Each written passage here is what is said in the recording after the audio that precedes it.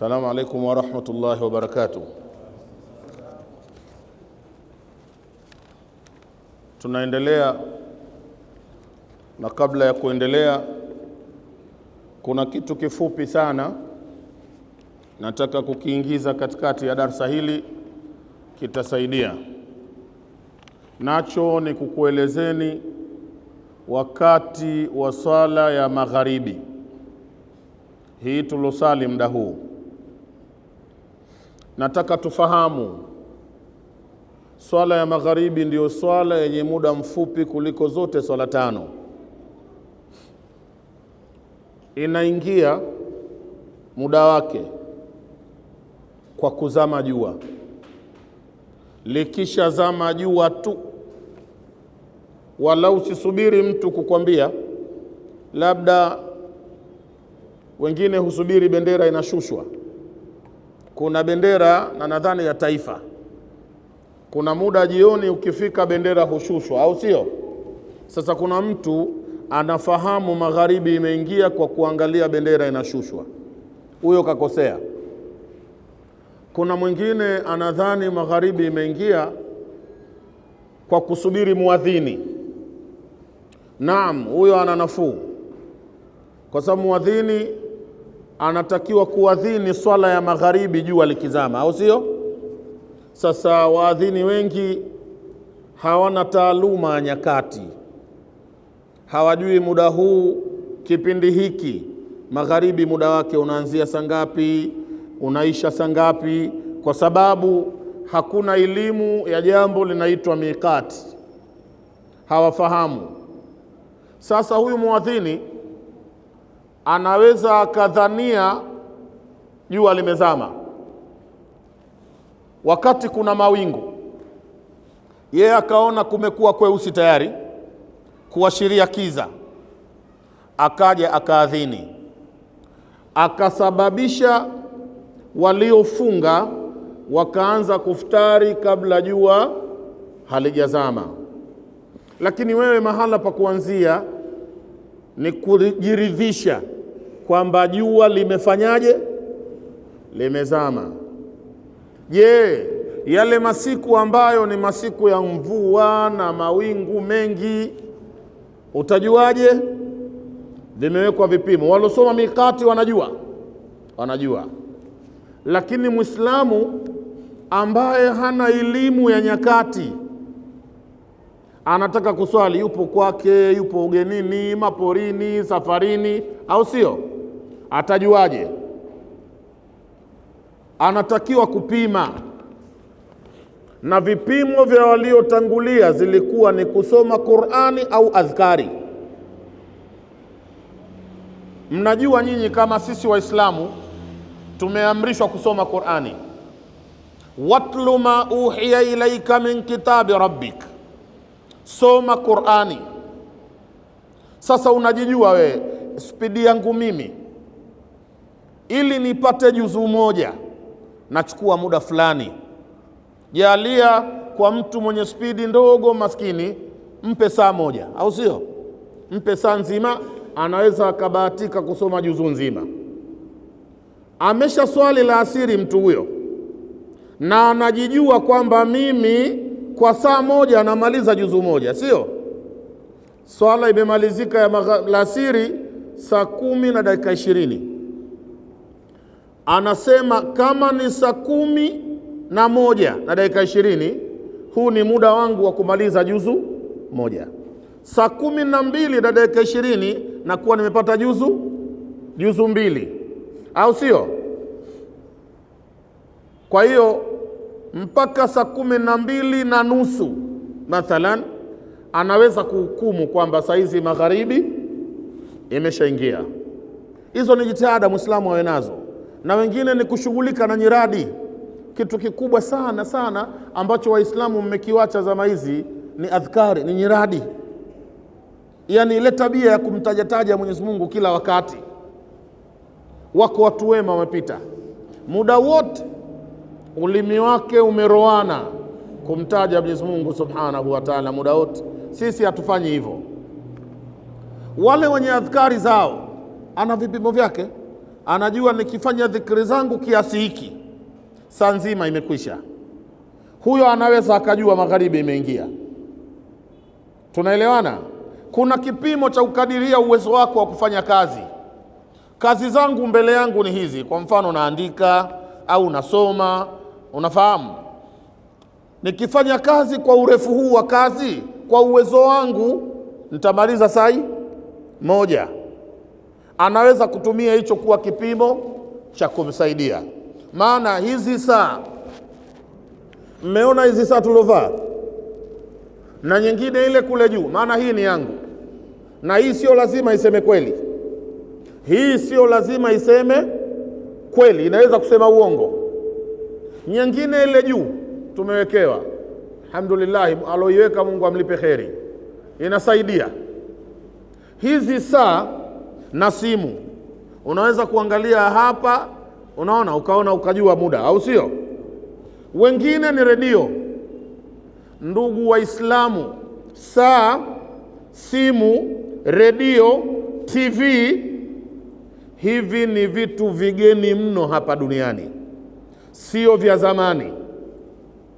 Usiende zamani sana, miaka 250 iliyopita, wenyewe nitajieni, kulikuwa na simu duniani? Dunia yetu huku kulikuweko na simu? Miaka 200 iliyopita huko kijijini mlikozaliwa babu zako walikuwepo, walikuwa na saa kadhaa? Hakuna saa. Walikuwa wanajuaje muda wa swala umefika? Kifupi ni hivi, ikiwa anga liko safi, wewe utajua kama magharibi imeingia kwa jua kuzama. Waqtul maghribi yadkhulu bighurubi shamsi jamiu kafasiha, yani lile jua lote lizame, ujue magharibi imeingia. Usisubiri kipimo chako awe kuku. Wengine tunafuga kuku majumbani, na kuku jioni si wanaingia ndani. Kuna mwingine kajalia kuku kuingia ndani ni kipimo chake cha magharibi. Kuku anaweza kuingia ndani kwa sababu ya mawingu, kiza tayari, magharibi inaingia hivyo. Hii tuloiswali inakwisha saa ngapi? Muda wa magharibi unamalizika. Zingatia vitu viwili tu. Yazingatie mambo mangapi? Mawili. La kwanza linaitwa ghiabu shafaq al-ahmar, ni kuzama mawingu mekundu. Jua likizama huku magharibi kuna tanda mawingu mekundu, si huwa mnayaona? Hayo mawingu yakipotea ukawa huyaoni tena, useme tayari magharibi imeshaingia isha, hata kama hawajaadhini msikitini, hata kama hujasikia adhana msikitini. Ukiona mawingu mekundu uyaoni, useme magharibi imemalizika na tayari imeingia swala ya isha. Hicho kipimo cha kwanza. Sijui mnanielewa? Kipimo cha pili ni kufanya mambo haya nitakayokuambia. Ukifanya haya ukiyamaliza, magharibi imekwisha. La kwanza ni kuvaa. Kama ulikuwa nyumbani mathalan, sio? Si unataka kwenda msikitini, unavaa. La pili ni kujitoharisha, si lazima uwe na tohara. La tatu ni kuswali rakaa 5. Akijitoharisha mtu akavaa na akaswali rakaa 5, magharibi imekwisha. Rakaa 5 ni zipi? Rakaa 3 ni zile za faradhi tumesali sasa hivi hapa, na rakaa 2 za sunna baada ya magharibi. Ukisha swali magharibi rakaa 3 na rakaa 2 za sunna baadia, na kabla ya hapo ulijivalisha vizuri na ukachukua tahara, yakimalizika mambo hayo, magharibi imekwisha na isha imeshaingia, hata kama hujamsikia muadhini anatoa adhana msikitini. Nyinyi watu mmenielewa? Endeleeni na somo la leo.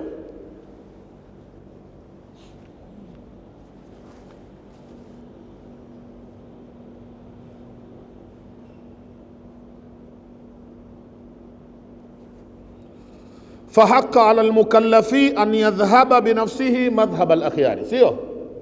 Imethibiti kwa mtu mzima aipeleke nafsi yake mwenendo wa watu wema.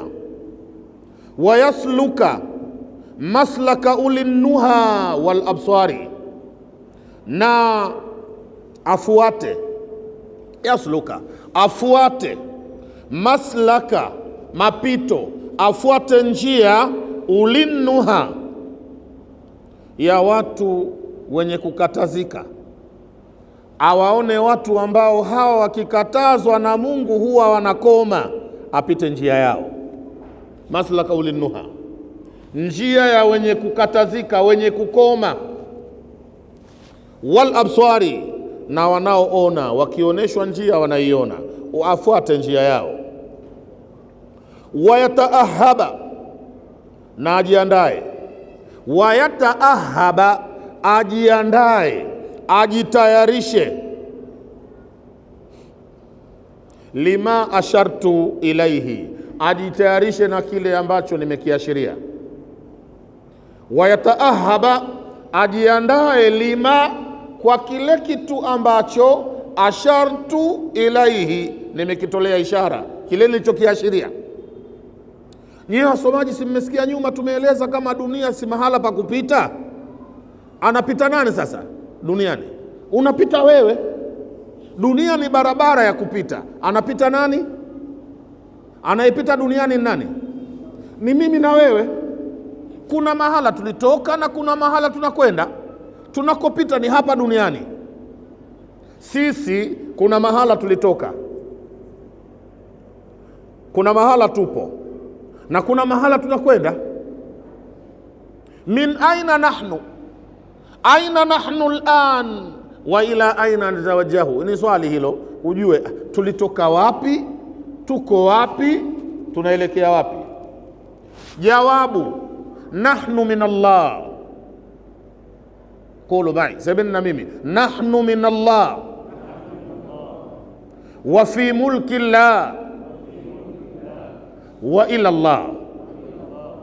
Sisi ni wasafiri, tulitoka kwa Mungu.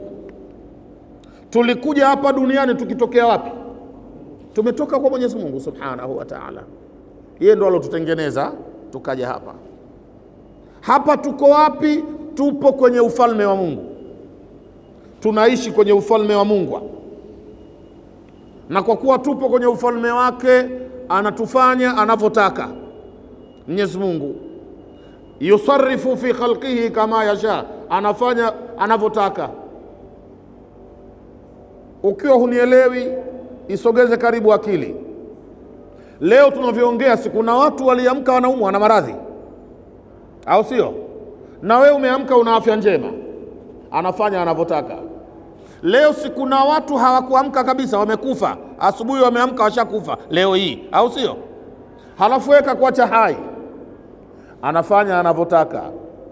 Leo hii pana watu wametafuta riziki, wamepata nyingi, wamepata leo mpaka anajisifu mtu, leo sijui nililalia ubavu gani mimi, anauliza ubavu. Yuko mfalme anafanya anavyotaka, sio mbavu zako. Mbavu zako umelala mbavu gani? Ndio nini mbavu sasa? Na kuna mtu leo kaamka mpaka saizi hajala chochote kwa sababu amekosa, sio? Ni mfalme anafanya anavyotaka, anavyotaka. Leo kuna mtu kadhaa kashajifungua leo, kuna wanawake wamezaa leo, au sio? Wako watoto leo Mungu kawatoa waje kuungana na sisi kwenye hii dunia leo. Na leo hii kuna watoto wamefia tumboni, mama kashindwa kuzaa, mtoto kafa tumboni. Si uhodari wa nesi, daktari, mkunga, la, mfalme anafanya anavyotaka, anafanya anavyotaka. Halafu utaona ajabu, leo hii kuna watu wamehukumiwa saizi washafikishwa gerezani, au sio? Yuko mtu leo mahakamani ndo kafungwa, ameambiwa nimekufunga miaka 25 jela na kashafika. We uko darasani hapa unasoma, anafanya anavyotaka Mola wetu Subhanahu wa Ta'ala. Dunia tuko kwenye ufalme wa Mungu, tulitoka kwake na sasa tupo kwenye ufalme wake. Hapa tunapita, tunaelekea wapi? Tunaelekea kwake. Tumeambiwa sisi Waislamu, tumeambiwa tuna sifa sisi, tukipata msiba, wala nabluwannakum bishay'in min alkhawfi walju' wa naqsin min alamwali walanfusi wathamarati wabashir sabirin alladhina idha asabathum musibatun qalu inna lillahi wa inna ilayhi raji'un. Unalazimika kulielewa hili neno. Ukisema inna lillah, unasema sisi ni wa Mwenyezi Mungu. Mwenye sisi ni Mungu, ndio katumiliki sisi. Wa inna ilaihi raji'una, na kwake tutarudi. Hapa tunasafiri kurudi wapi? Kurudi kwa Mwenyezi Mungu Subhanahu wa Ta'ala. Mmefahamu hivyo? Kwa hiyo mtu anatakiwa kujua, akishajua hali yake na ni dhaifu, na akajua hali ya dunia kwamba ni mahala pa kupita, sio mahala pa kudumu. Umefahamu? Sasa akijua hivyo, anatakiwa kuipeleka nafsi yake mwenendo wa watu wema, an yadhhaba binafsihi madhhab al-akhyari wa yasluka baslaka ulinnuha wal absari, halafu apite kwenye mwenendo, kwenye njia ya watu wanaokatazika, ambao wakikatazwa acha, anaacha pale pale, naye apite mwendo huo. Ulinnuha wal absari wa yataahaba, na ajitayarishe mtu, ajiandae na nini? Lima ashartu lahu, ajiandae kwa kitu ambacho nimekiashiria. Ashartu ilaihi, na kilichoashiriwa ni nini? Ni kupita njia hapa duniani. Kwa hiyo na wewe uishi unajiandaa kwamba utapita, utaondoka hapa.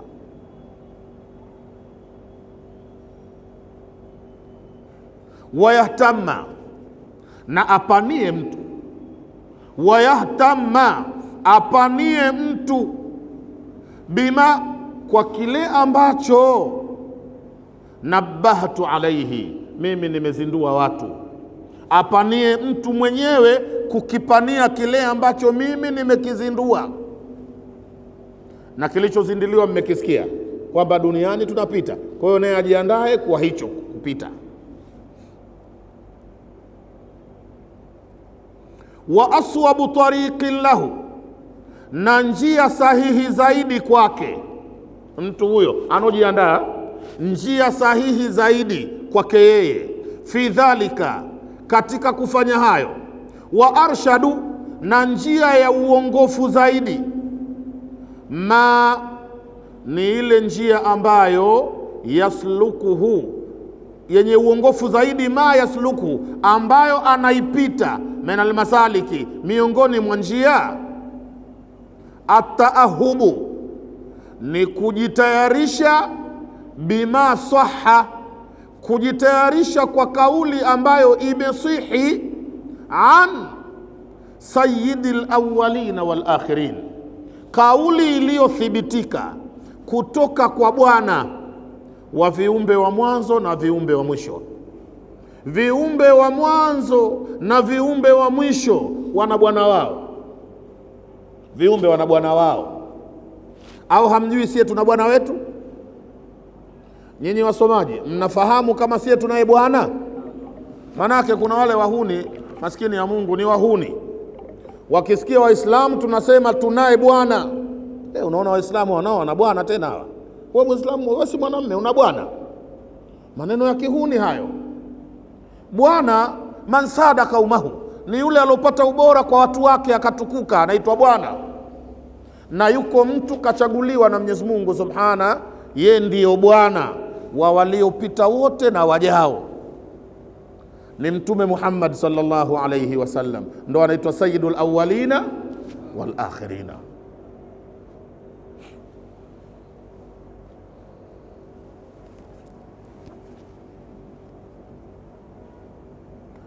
Wa aswabu tariqin lahu, na njia sahihi zaidi. Sawabu, najua sawabu dhiddul khata'i, as-sawabu dhiddul khata'i.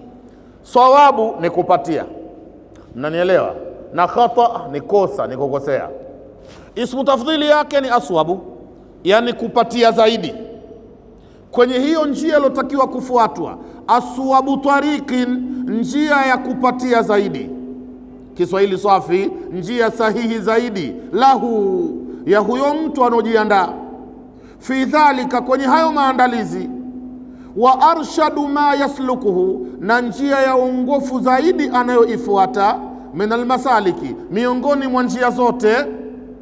Ni njia ipi? Ataahubu, ni kujitayarisha. Bima saha, kwa yale maelekezo yaliyosihi.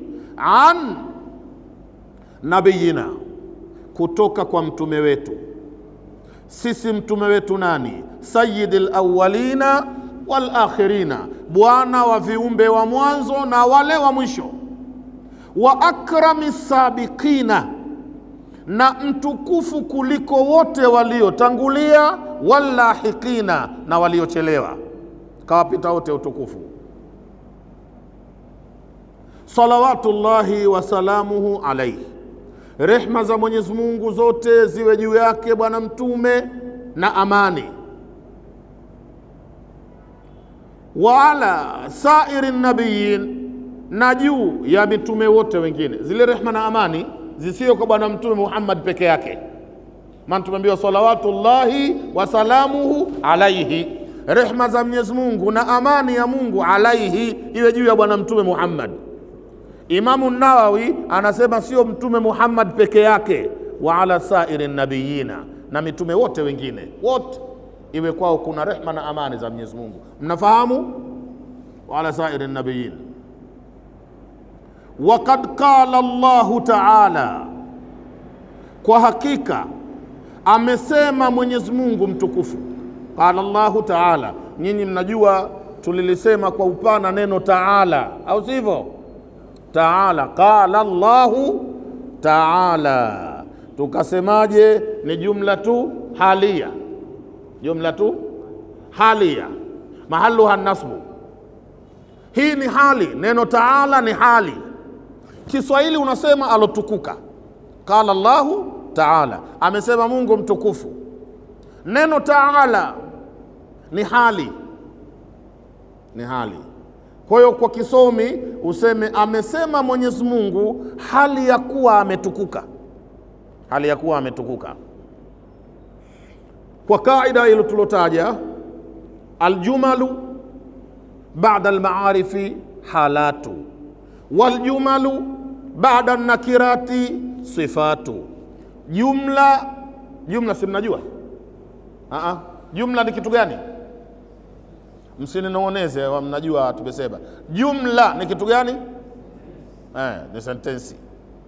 Aljumalu ba'da almaarifi halatu, sentensi zinazokuja baada ya jina maarifa ni hali. Likija jina maarifa baada yake ikaja sentensi jumla, hiyo jumla inakuwa ndio hali ya ile jina. Na hayo nilieleza hapa. Ikija sentensi baada ya nakira, na hapa nilisema vizuri sana nakira ni nini na maarifa ni kitu gani. Ikija jumla, sentensi baada ya nakira, inakuwa ni sifa ya lile jina nakira. Sasa qala Allahu ta'ala, jamani, Allah ndio a'raful ma'arif. Maarifa kubwa mno kuliko zote ni jina Allah. Mlokuwa hampo, majina duniani katika migawanyiko yake yanagawanyika mafungu mawili. Majina yanagawanyika mafungu mengi. Kuna jina huitwa mudhakaru na kuna jina huitwa muannathu, sio? Liko jina ni jina la kiume na kuna jina la kike, na hivyo si mnajua? Ukisikia mtu anaitwa Rashid, unajua ni mtu wa namna gani? Ukisikia mtu anaitwa Salma, ujue vipi? au rahma, rehema. Akiingia mtu ndani kusikia, jamani, Amina njoo mara moja, anakuambia Amina njoo. Hupigani? Amina nakuita kidogo njoo. We Hindu njoo, nakuita Hindu. Upigani? Ni kuashiria nini? Kumbe kuna majina ya kiume na majina ya kike. Ya kiume yanaitwa mudhakaru na ya kike yanaitwa muannathu. Ni mgawanyiko wa majina, yamegawika tena. Kuna jina mfumo wake ni umoja, linaitwa mufradu. Kuna jina mfumo wake ni uwili. Ndio ladha ya lugha hii. Kiswahili, Kizungu na lugha nyingine kuna umoja na uwingi, yaani kuna singular na plural, kuna umoja na uwingi. Kwenye Kiarabu kuna umoja, uwili na uwingi. Wengi kwa Kiarabu sio wawili, lazima waanzie watatu. Sasa mmoja anaitwa mufrad.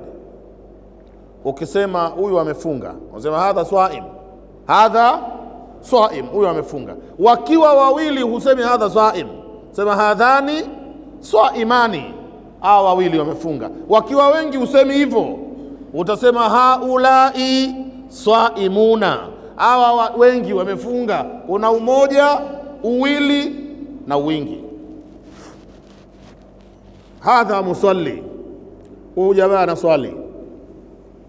Hadhani musalliyani, hawa wawili wanaswali.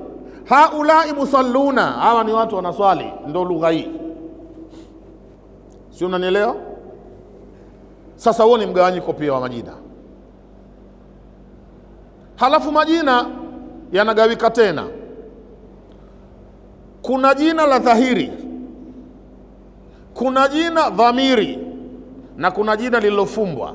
Yaani kuna ismu dhahiru, kuna ismu mudhmaru na kuna ismu mubhamu. Liko jina ni dhahiri, ukilisikia kila mtu amesikia ni jina hilo, au sio? Na kuna jina linaitwa dhamiri. Mlokakaa shule kama mimi uta pronoun, sio? Kuna noun na kuna pronoun. Kuna jina na kuna dhamiri. Ukisema nimemuona Ali, kwa Kiarabu usema raaitu aliya, raaitu aliya, nimemuona Ali. Unaweza usimtaje kwa jina Ali, ukasema raaituhu, ana raaituhu, nimemuona Ali. Huyo Ali amewakilishwa na ile he, huu, raaituhu, ile huu, ile he, ile ndio imemwakilisha nani? Ali. Ile inaitwa dhamiri, inaitwa dhamiri. Halafu kuna ismu mubham, kuna jina limefumbwa ambalo hutojua kilichokusudiwa kamwe mpaka lifunguliwe. Likiachwa hivyo hivyo hutoelewa. Hiyo ni asmau al-isharat wa asmau al-mausulati, ni majina ya kuashiria. Ismu ishara, ukiwa umekaa na mtu akasema hivi hadha yadhhabu, Kiswahili huyu anakwenda. Hadha huyu, au sio? Hadha ni huyu, huyu anakwenda. Wewe ulokaa naye utaelewa vipi? Huyu ndo nani? Huyo anayeitwa huyu ndio nani? Nani anaitwa huyu? Ismu mubhamu, limefumbwa. Wala tahsulu taarifu fi lismi al-ishara illa bil isharati al-hissiyya.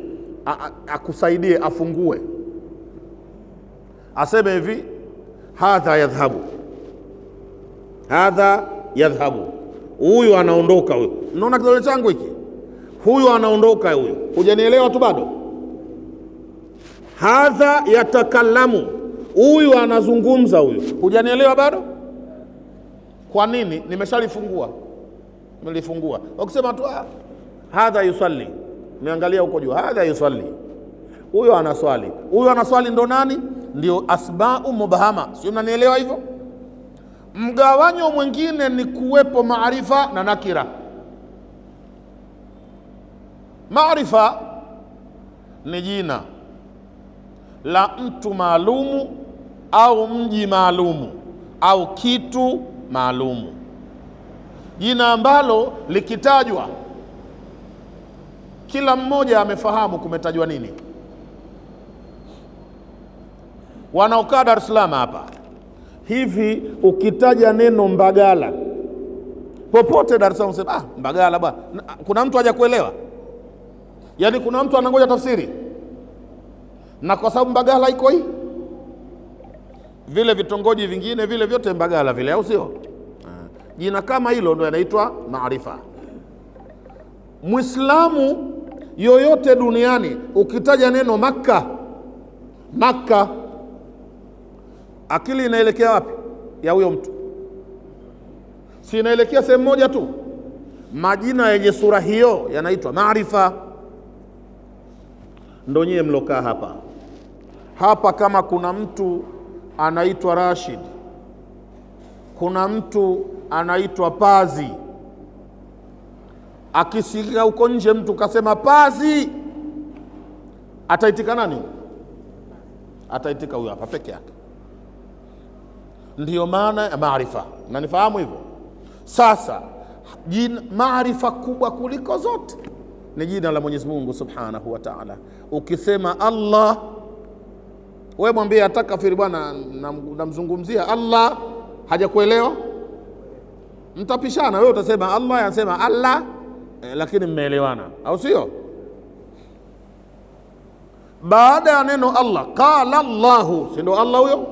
Limekuja neno Taala, qala Allahu Taala. Hii Taala ni kitendo na mtendaji, jumla tufiilia. Hii ni jumla fiilia, ni fiili madhi na faili wake ni dhamiri, anarudi huku kwa Allah. Qala Allahu Taala, madhali ni kitendo na mtendaji. Hii ni sentensi. Kiarabu inaitwaje sentensi? Inaitwaje? Jumla. Kwa neno Taala ni jumla, na jumla hii imekuja baada ya maarifa. Maarifa ni nini hapa? Ni neno Allah. Kwa hiyo hii jumla hii Taala ni hali ya Allah. Ukisema qala Allahu Taala, umesema kasema Mwenyezi Mungu hali ya kuwa ametukuka. Mmenielewa?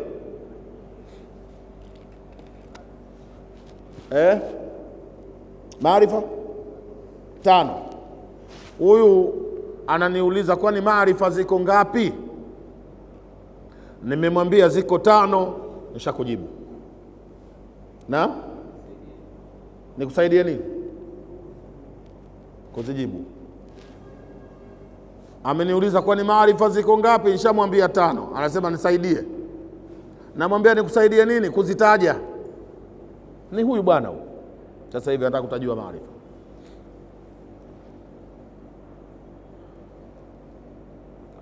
Ya kwanza, maarifa ya kwanza ni ismullah, jina la Mungu ni maarifa. Wanasema ismullahi Taala au dhamiru yaudu ilaihi, ni jina la Mungu au dhamiri inorudi kwa Mungu, ni maarifa.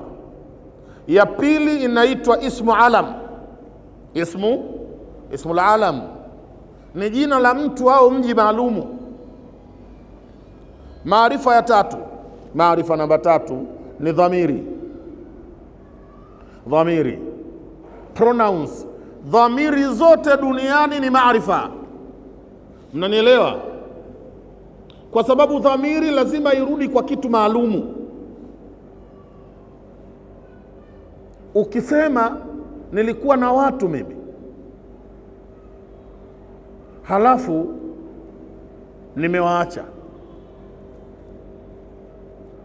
kuntu ma'al qaum fataraktuhum, nilikuwa na watu sawa, nikawaacha.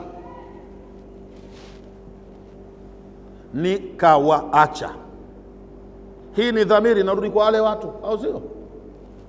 Maarifa ya 3 ni dhamiri. Maarifa ya 4 ni jina lililopambwa na alifu na lamu. Almuhalla bi al ni jina lilopambwa na alifu na lamu. Ukisema masjidun ni kitu gani? Masjid ni nini? Ukiona msikiti masjid hauna alifu na lamu, kama nilivyosema, masjid ni msikiti wowote. Unanielewa? Msikiti wowote. Kad buniya masjidun, umejengwa msikiti wowote. Huu umejengwa, wa Mtoro umejengwa, ni wowote masjidun. Ukisema al masjidu ukatia alifu na lamu, al masjidu ni msikiti maalum, ni msikiti maalum. Qala Allahu ta'ala subhana alladhi asra bi'abdihi laylan, endelea, minal masjidil haram, minal masjidil haram ilal masjidil aqsa. Hii ni misikiti maalumu.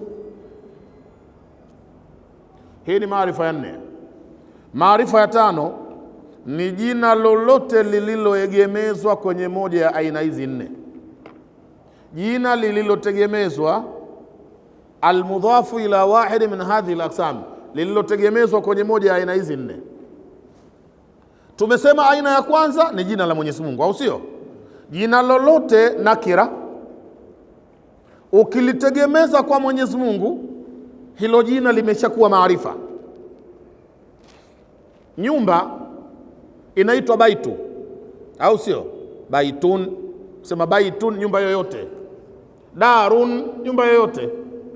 Ukisema baitullahi, hadha baitullahi, hii ni nyumba ya Mungu, tayari ile baitu imeshakuwa maarifa.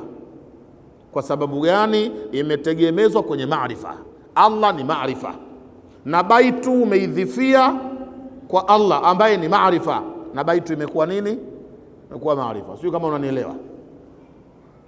Ukitegemeza kwenye ismu alam, kitabu, jamani, hichi kinaitwa nini? Kitabu. Ukisema kitabun bila alifu na lamu, ni kitabu chochote. Mwambie mtu uridu kitaban, semeni uridu kitaban. Ulomwambia hivyo umemwambia nataka kitabu chochote, au sio?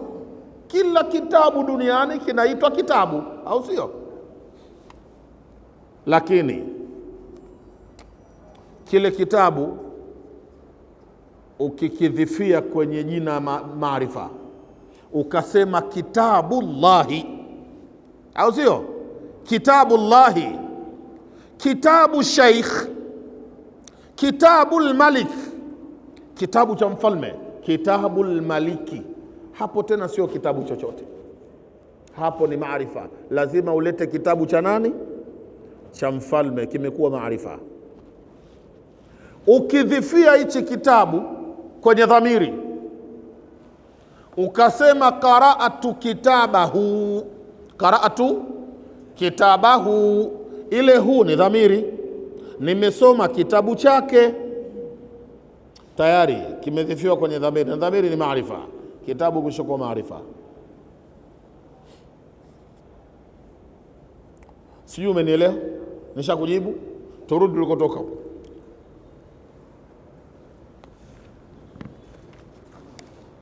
Qala Allahu Ta'ala, Mwenyezi Mungu anasema. Anasemaje Mola? Anasema wataawanu. Ndugu wasomaji, hiyo ni amri, ni amri ya Mwenyezi Mungu, anatuamrisha sisi. Wataawanu, saidianeni. Mungu anataka tufanye vipi? Saidianeni. Alal birri wattaqwa, saidianeni, lakini kwenye mambo mema na uchamungu. Watu wasaidiane. Nilisema muda mfupi, binadamu dhaifu, au sio? Binadamu yoyote dhaifu, na hakuna binadamu anayejitosha kwa yote. Yaani hakuna mwanadamu ana kila kitu na anajibudu kwa yote ye peke yake. Hiyo ni sifa ya Mwenyezi Mungu Subhanahu wa Ta'ala. Mungu peke yake ndiyo anajitosha kwa yote, anajua yote, anaweza yote, anasimamia yote peke yake. Hakuna binadamu wa namna hiyo. Ukiwa wewe umejitosha kwa mapesa, basi kupika ujui, utapata njaa, au sio? Ikikushika njaa unabidi watafute wanaojua kupika, ujitoshi kwa yote. Ukiwa wewe ni mfalme, na mfalme shani yake ni kuchukiwa na watu wengi, sawa? Ukiwa mfalme rafiki zako wanakuwepo, lakini na maadui wengi, maana huwezi kuwaridhisha wote. Irdau nnasi ghaya la tudraku, kuwaridhisha watu wote ni jambo haliwezekani. Haiwezekani kuwaridhisha watu wote, na ukiona tabia yako ni kupambana waridhike watu wote, fa anta imamul munafiqina, ujue wewe ndio imamu wa wanafiki hapa duniani. Watu wote waridhike ni kazi hata Mungu hajafanya. Mungu hajafanya hiyo kazi kutulisha wote sisi. Kuna saa inanyesha mvua, au sio? Mkulima alopanda mbegu shamba, mvua ikinyesha anaridhika, anachukia? Anaridhika? Muuza ice cream hapa Kariakoo anaridhika mvua, anachukia? Haya, Mungu kamridhisha mkulima huyu muuza ice cream, atafute siku nyingine, sio lazima aute leo. Na mfalme yeyote, rais yeyote duniani, usidhani ipo siku atafaulu kuwaridhisha watu wote. Anachotakiwa kufanya mfalme ni kutimiza wajibu wake. Atimize nini? Wajibu wake. Na kwa sababu kuna mambo yamemzunguka, yanaitwa katiba, yanaitwa sheria, vitu gani, wewe kawa dadamu, sio? Apite humo, lakini lengo lisiwe kuridhisha watu wote. Hata nyumbani kwako, nyumbani kwako leo, kama uliacha maagizo, leo nataka mpike ugali wa muhogo na mboga ya majani, usidhani umewafurahisha watu wote, au umewafurahisha watu wote. Wa kwanza mkeo anataka chipsi, wewe unaagiza ugali wa muhogo tena. Kuna kitoto kidogo nyumbani kinataka wewe uagize papikwe uji tu basi. Mnanielewa hivyo? Hakuna uzi. Wataawanu, saidianeni. Kila binadamu awe na lengo la kumsaidia mwenziwe. Kila mtu acha kuwa na lengo la kusaidiwa wewe tu kila siku. Kuna watu mpango wao ni huo, yani yeye kaweka mpango wake asaidiwe. Uwe na mtindo wa kutaka kusaidia wengine, kwa sababu maisha yako yote ulioishi mpaka leo 90% umesaidiwa. Ndugu msomaji, vyovyote ulivyo, uwe mkulima, uwe maskini, uwe tajiri, uwe mtawala, uwe 90% umesaidiwa hadi hapo umefika. Mnanifahamu? Sasa na wewe uwe unapenda kufanyaje? Kusaidia. Hapa tumekaa msikitini. Mwenyezi Mungu aunawirishe msikiti huu. Tumekaa msikitini. Jamani, si kuna walotoa hiki kiwanja? Kuna watu hichi kiwanja kilikuwa nchao. Mimi sina hakika sana, lakini naamini ili ilikuwa eneo la watu. Wakatoa eneo hili pajengwe msikiti. Leo wewe umekaa humu ndani, wamekusaidia haja kusaidia? Wangegoma kutoa kiwanja chao hiki, ungekuwa umekaa wapi saa hizi? Waliotoa eneo hili wametusaidia sisi. Baada na Mungu awarehemu kama wameshakwenda mbele ya haki wote, Mungu awarehemu wale. Halafu wakaja watu wakaamua kuanzisha kujenga. Sikuwepo mimi, sijui, pengine walianza na makuti, sijui nini, mtajua wenyewe, lakini kuna watu walianza kujenga. Wewe hujashiriki hata kuleta msumari huu, lakini pamejengwa humu na tumekaa, wametusaidia. Wakaja watu wakaendelea kuunawirisha huu msikiti, yani kufanya tausia, kuupanua. Maana nadhani mwanzo wake haukuwa hivi, nadhani, sina hakika, nadhani.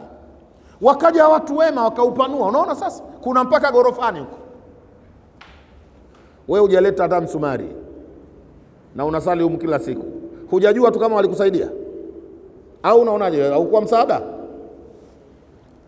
Wameendelea watu, mwisho sema hata hapa ni Dar es Salaam bana, ni nchi ya joto, tuingizeni umeme. Ukatiwa umeme. Walotia umeme humu msikitini wametusaidia. Wengine wakasema sawa, sasa ni mabusati, tuweke mabusati. Unaona raha kama imekaa, unaona raha sasa. Waloweka mabusati wakajitolea, wamekusaidia.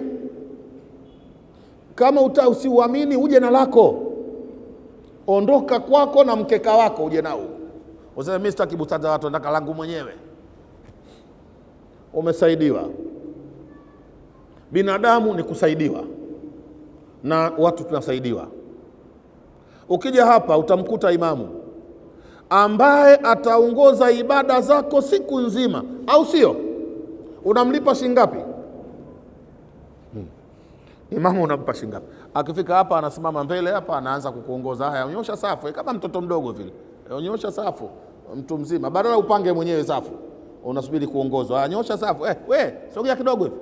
Sikiliza bwana, nenda nyuma kidogo, rudi huko. Sikiliza, zimeni simu. Kumsimu. Ya, simu si ungezima mwenyewe. Unasaidiwa. Wewe unakwenda huko, unahangaika, unafanya, unauza, unanunua. Kuna mtu yuko hapa anasubiri uje akuongoze kwenye ibada. Anakusaidia. Mola amesema wataawanu, saidianeni. Ni sera ya Mwenyezi Mungu kusaidiana. Na anayeamrishwa hivyo ni mimi na wewe, tusaidiane. Siku ikimalizika useme hivi, leo nimemsaidia nani? Leo nimesaidia watu wangapi? Utaona jawabu, leo toka asubuhi nasaidiwa mimi tu. Mimi sijamsaidia hata mtu mmoja. Una kasoro, wewe unatakiwa kusaidia. Yakulu Allahu Ta'ala wataawanu, saidianeni. Lakini msijisaidiane kumwasi Mwenyezi Mungu. Taawanu ala albirri wattaqwa, kusaidiana iwe ni kwenye mambo ya kheri yanayomfurahisha Mwenyezi Mungu Subhana na ucha Mungu. Saidianeni kumcha Mwenyezi Mungu Subhanahu wa Ta'ala. Mmeisikia amri hiyo? Hiyo amri imekuja katika aya namba 3, namba 2, sura ya 5 Maida. Waqad sahha an Rasulillahi sallallahu alayhi wasallam annahu qala, imethibiti, kwa hakika imethibiti kutoka kwa Bwana Mtume sallallahu alayhi wasallam ya kwamba Mtume amesema. Amesemaje Mtume wetu? Wallahu fi auni al-abdi ma kana al-abdu fi auni akhihi, Mwenyezi Mungu yumo kazini kumsaidia mja. Yani Mungu yumo ndani ya kukusaidia wewe, ikiwa na wewe umo kazini kusaidia viumbe wenzako.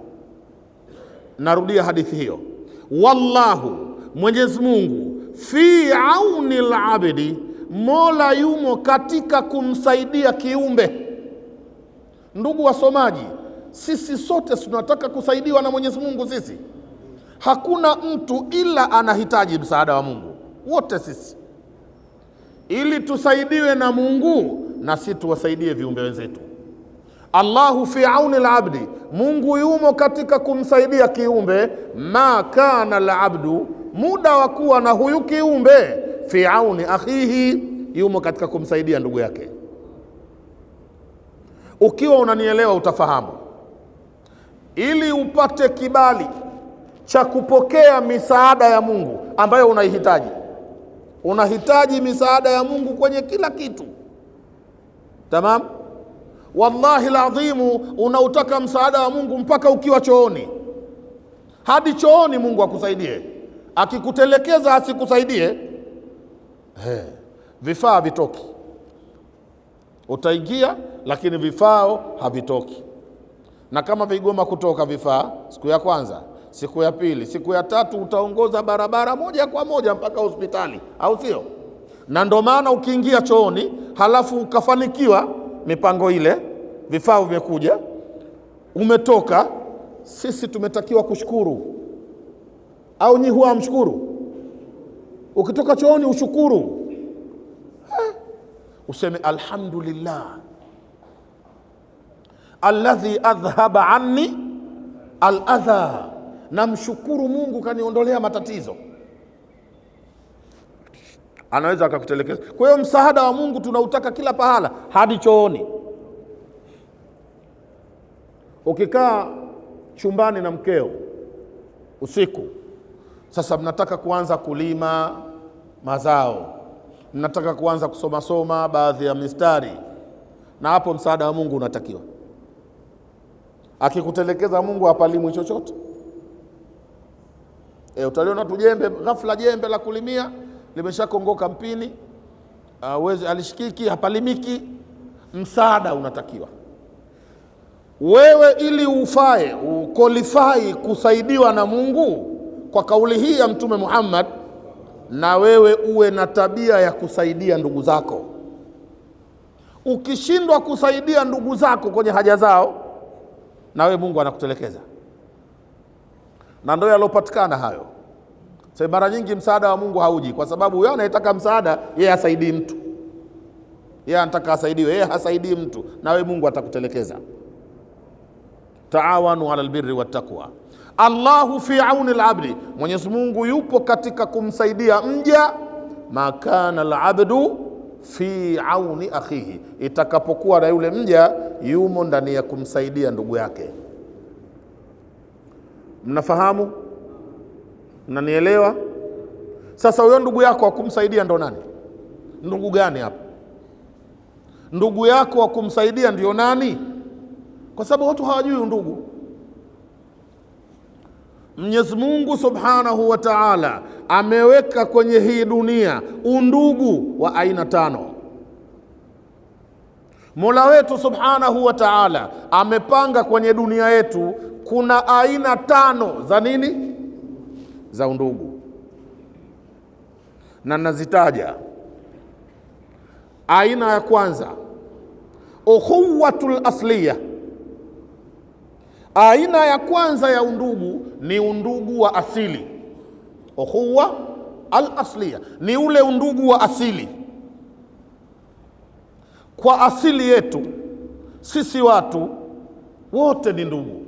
Binadamu wote ni ndugu. Tena ni ndugu wa baba mmoja, mama mmoja.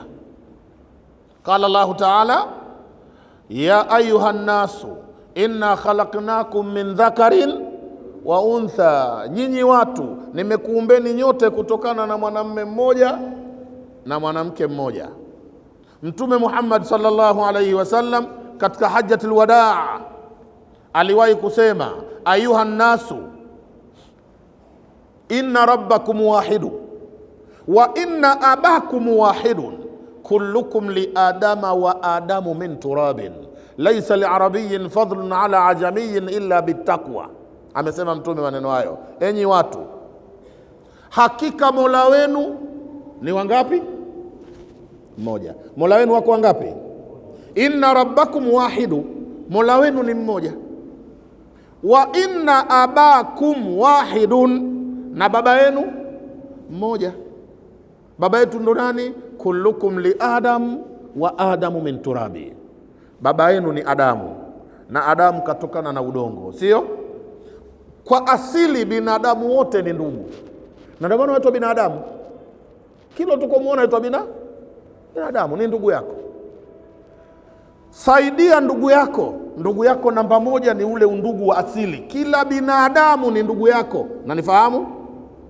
Ukimkuta binadamu ana shida, ana haja, anateseka, ana tatizo, muda wa kuwa ni binadamu useme ndugu yangu yule anateseka, wewe umsaidie. Wacha kuangalia dini.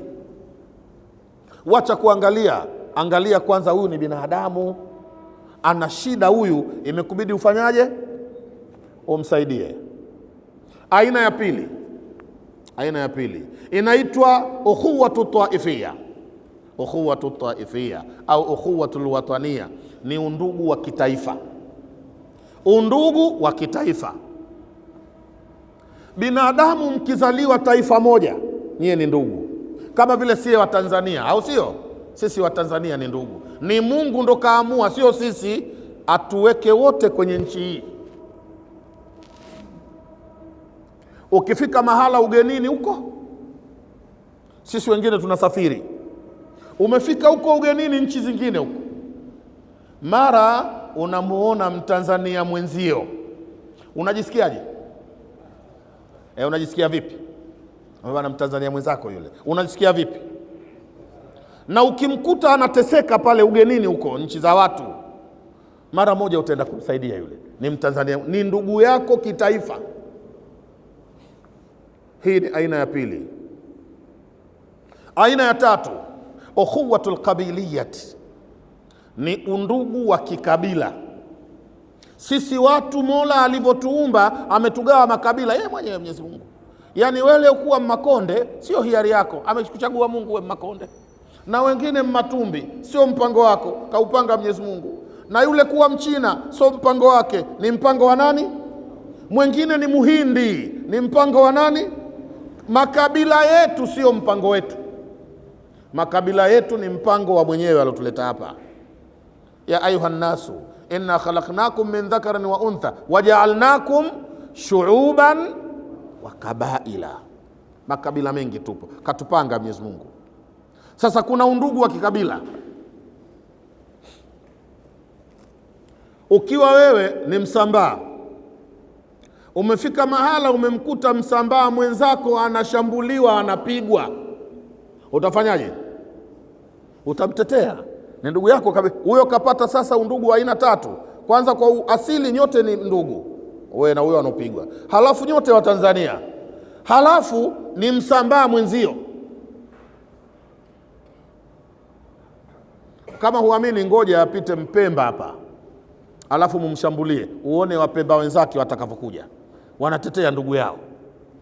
Qala Allahu Ta'ala, wa ila adin akhahum huda. Kwa Bani Adi Mwenyezi Mungu alimpeleka ndugu yao Hudi, Mtume Hudi alimpeleka Mungu kwa ndugu yao wale Bani Adi, musema ndugu yao, wala hakuzaliwa pamoja. Wa ila Thamuda akhahum Saliha. Kwa Bani Thamudi Mungu alimpeleka ndugu yao Saleh, Nabii Saleh. Uzani wale watu wa Hijri kwa Nabii Saleh, usidhani walizaliwa baba mmoja mama mmoja na Saleh, la, taifa lake, kabila lake. Na nifahamu undugu wa kikabila. Aina ya nne inaitwa ukhuwatul usriya.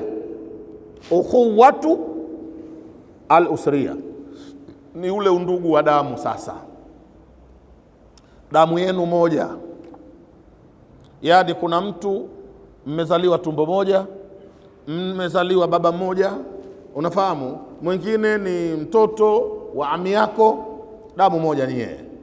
Mwingine ni mtoto wa shangazi yako, ni ndugu nyinyi, damu moja, sio? Ni undugu wa kifamili. Huo ni undugu mkubwa sana nao. Saidia ndugu zako wale. Amesema Mola katika hadithi al-Qudsi, ayuha nasu ana rahmanu, ana rahmanu khalaqtu rahima wa shaqaqtu lahu isman min ismi faman wasalahu wasaltuhu wa man qata'ahu qata'tuhu. Anasema Mwenyezi Mungu, enyi watu, mimi naitwa Rahman. Mola anaitwa nani? Rahman. Anasema Mola, nimeumba undugu, khalaqtu rahima, mimi Mungu nimeumba undugu. Washakaktu lahu isman min ismi, na ule undugu nikautolea jina kutoka kwenye jina langu. Undugu una jina la Mungu, umetolewa kwenye jina. Undugu unaitwa Rahim, sawa, na Mungu anaitwa Rahmanu, amegawa jina lake akaupa undugu. Anasema man wasalahu wasaltuhu, atakayeunganisha undugu na mimi nitamuunga, atakayeunga undugu na mimi nitamuunga. Wa man qata'ahu qata'tuhu, atakayekata undugu na mimi nitamkata. Ukikata undugu na Mungu anakukata. Na uwe mwerevu, Mungu atakukata kwa nini? Kwa panga? Ana mambo mengi Mungu kukata. Anaweza Mungu akakata riziki zako, kaanza kuteseka, kila unavyotafuta upati, kashakukata, au bado? Anaweza Mungu kukata kwenye afya, kila siku unabadilisha hospitali. Leo ukienda huku unapimwa, ambao una tezi dume, tezi dume unalo, wanashughulika na tezi dume. Ukienda huku kesho una ngiri, wewe uanze dawa za ngiri. Sikiliza bwana, wewe sasa una figo limefeli, uanze kusafishwa. Kashakukata Mungu eneo la afya.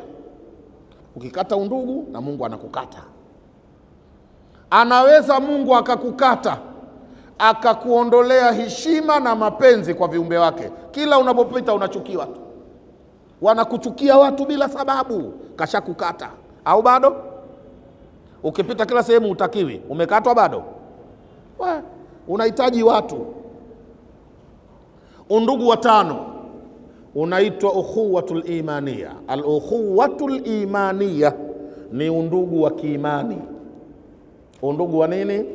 Wa kiimani. Na undugu wa imani ndo mkubwa zaidi sana kuliko ule undugu wote uliotaja huko nyuma.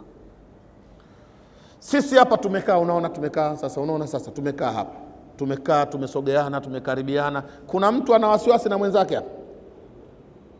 Kwa sababu zipi? Sisi ni ndugu. Innamal mu'minuna ikhwa, sisi ni ndugu. Sasa huna wasiwasi na ndugu yako. Hizi aina tano za undugu ziheshimiwe na watu wasaidiane. Wataawanu, ndo alivyosema Mwenyezi Mungu, saidianeni. Ukiona una nguo nyingi mpaka umesahau ya mwisho uliivaa mwaka gani, na kuna jirani yako ana kanzu moja tu hiyo hiyo anatoka nayo kila siku harusini, shambani, chukua kanzu 5 4 nenda kampe. Wataawanu. Ukiona umejaza vyakula ndani, halafu kuna jirani yako maskini hana kitu, usikubali alale na njaa, mpelekee chakula. Wataawanu. Wataawanu. Watoto wako wanasoma shule za fahari, maboarding huko, ziko shule mpaka milioni 7 kwa mwaka, au sio? Milioni 8 kwa mwaka. Nchi hii inafika mpaka milioni 10. Jirani yako ana vitoto 3 tu, ameshindwa hata kuvinunulia sare ya shule ya mtaani. La, chukua kidogo msaidie, mwambie peleka watoto wako shule, mimi nitadhamini, mimi nitawanunulia uniformu, nitawanunulia madaftari. Wataawanu. Allahu fi auni al-abdi ma kana al-abdu fi auni akhihi. Mwenyezi Mungu anamsaidia mja wakati ambapo na huyu mja anafanyaje? Anasaidia ndugu zake. Mmefahamu?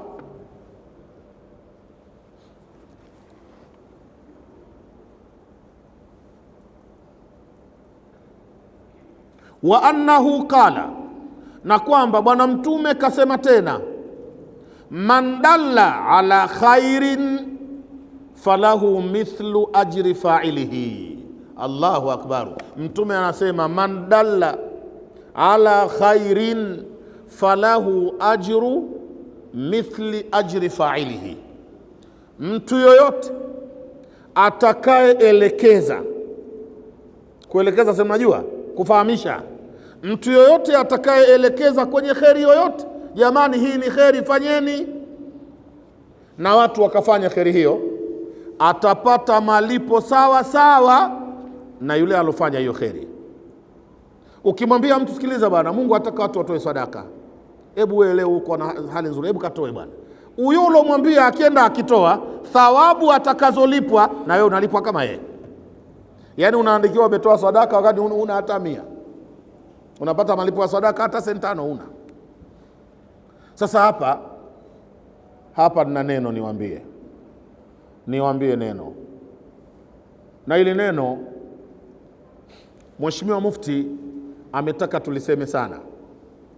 Mufti wetu Sheikh Abubakar bin Zubair bin Ali hafidhahullahu ta'ala wa raahu, Mwenyezi Mungu amsalimishe, amhifadhi, amlinde.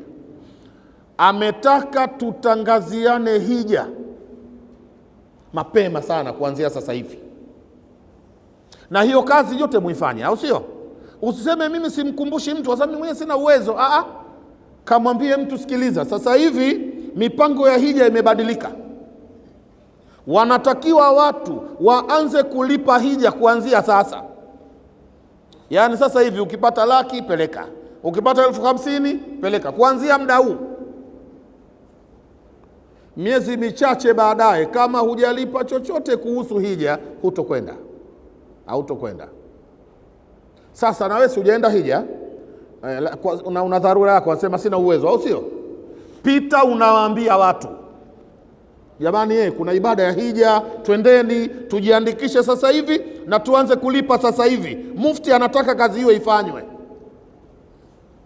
Ukiwapata watu wawili kwa juhudi yako, wakakubaliana, wakaanza kujiandaa hija, wakenda hija watu wawili, na wewe unapata thawabu, na wewe umehiji. Man dalla ala khairin kafailihi, aliyeelekeza kheri ikafanywa ni sawa na aliyefanya. Sio, mnanisikia? Ukimhimiza mtu aende kuhiji, akenda kuhiji, na we unalipwa hija, umepata sawa sawa na yeye yule. Kumbe unaona, unaweza ukawa na hija nyingi, maskini umekaa hapa na pesa una hija chungu mzima. Himizeni watu wakahiji, usiwe na roho mbaya. Mimi bwana sina uwezo, ukanyamaza. Watu wana uwezo, wameghafilika tu, wahimize wakahiji. Mnanielewa? Na mimi nawahimizeni sasa hivi, kila mtu akahiji, na uwezo upo. Siku moja nitakufundisheni hapa uwezo gani kaukusudia Mungu. Mola akasema walillahi ala nasi hijjul bait man istataa, mwenye uwezo, man istataa ilaihi sabila, mwenye uwezo. Uwezo gani kakusudia Mwenyezi Mungu? Kwani wote hapa akili yenu mnajua uwezo wa pesa, au sio? Uwezo ni mambo mengi, tutayafundisha hayo.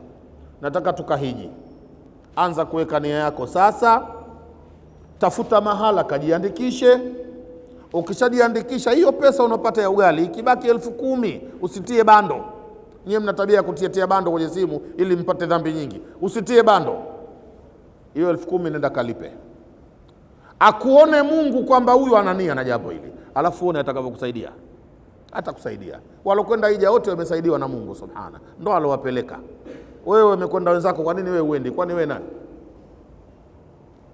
Mandalla ala khairin, yoyote atakayefahamisha juu ya kheri yoyote, ni nakira. Mandalla ala khairin, atakayeelekeza kwenye kheri yoyote, akawaelekeza watu. Lahu min al-ajri, yeye ana malipo. Mithlu ujuri man tabi'ahu, mithlu ajri fa'ilihi, ana malipo mfano kama yule alofanya hiyo kheri. Aliyeelekeza kheri anapata malipo kama aloifanya ile kheri. Wa annahu qal, na kisha Mtume kasema, man daa ila huda, yoyote atakayeita watu kwenye uongofu. Man daa ila huda, atakayewaita watu kwenye uongofu. Kana lahu min al-ajri, atakuwa nayo malipo. Mithlu ujuri man tabi'ahu, sawa na malipo ya wale waliomfuata. Ukiwaelekeza watu ukawaita kwenye uongofu wakakusikiliza, na wewe utakuwa na malipo sawa sawa na malipo ya wale waliokufuata. La yankusu dhalika min ujurihim shay'a, hilo halipunguzi kwenye malipo yao chochote.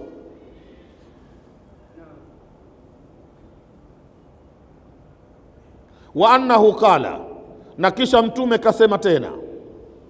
Amesema Mtume li Ali radhiyallahu anhu, kumwambia Saidina Ali, Mwenyezi Mungu mtukufu amridhie. Mtume kamwambia Ali maneno gani? Amemwambia fa wallahi, ninaapa. Anayeapa ni Mtume Muhammad sallallahu alayhi wasallam. Unajua kuapa ni nini? Kuapa ni daraja la mwisho la kuthibitisha ulichosema kuwa ni kweli. Ukisema maneno, watu wanataka ushahidi kwenye hayo unayosema. Binadamu huwa haaminiwi tu mpaka athibitisha alichosema.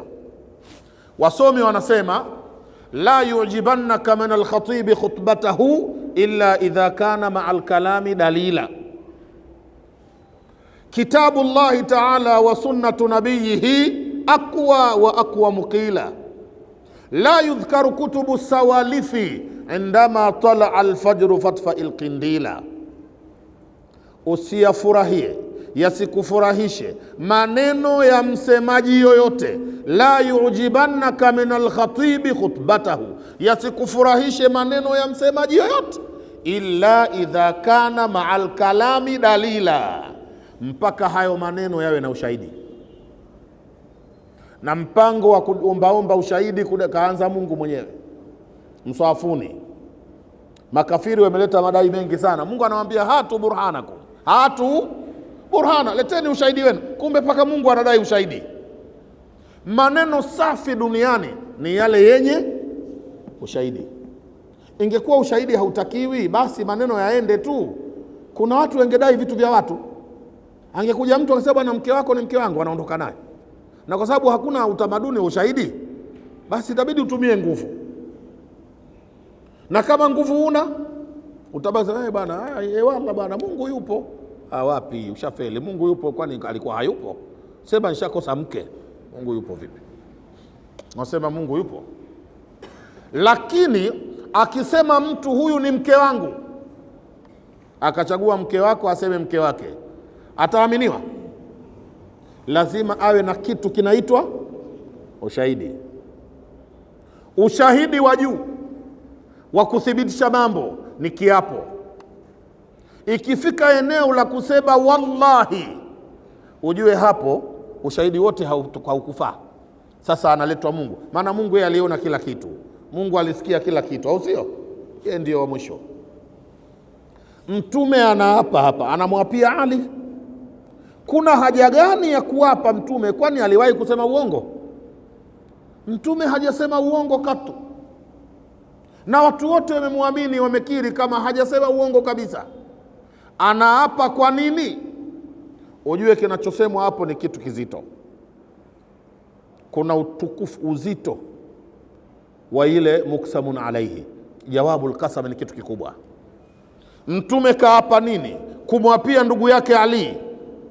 Amemwambia la an yahdi Allahu bika rajulan wahida khairun laka min humuri ni'am. Ndio kiapo. Ali, nisikilize. La an yahdi Allahu bika rajulan wahida, ikiwa Mwenyezi Mungu atamuongoza kwa juhudi yako wewe. Kuna mtu Mwenyezi Mungu amemuongoza, lakini kwa juhudi yako wewe, bika khairun laka, kitendo hichi cha kupatikana mtu aliyeongoka, lakini uongofu kaupata kwa juhudi yako wewe sasa, khairun laka, hichi kitendo ni bora kwako, min humur ni'am, kuliko kupewa kundi la ngamia wekundu. Waarabu wanajua thamani na ughali wa ngamia wekundu. Ngamia wale wapanda wafalme tu, ni usafiri wa wafalme. Ukipewa kundi la ngamia wekundu si bora kuliko kuongoka mtu mmoja tu kwa juhudi yako wewe.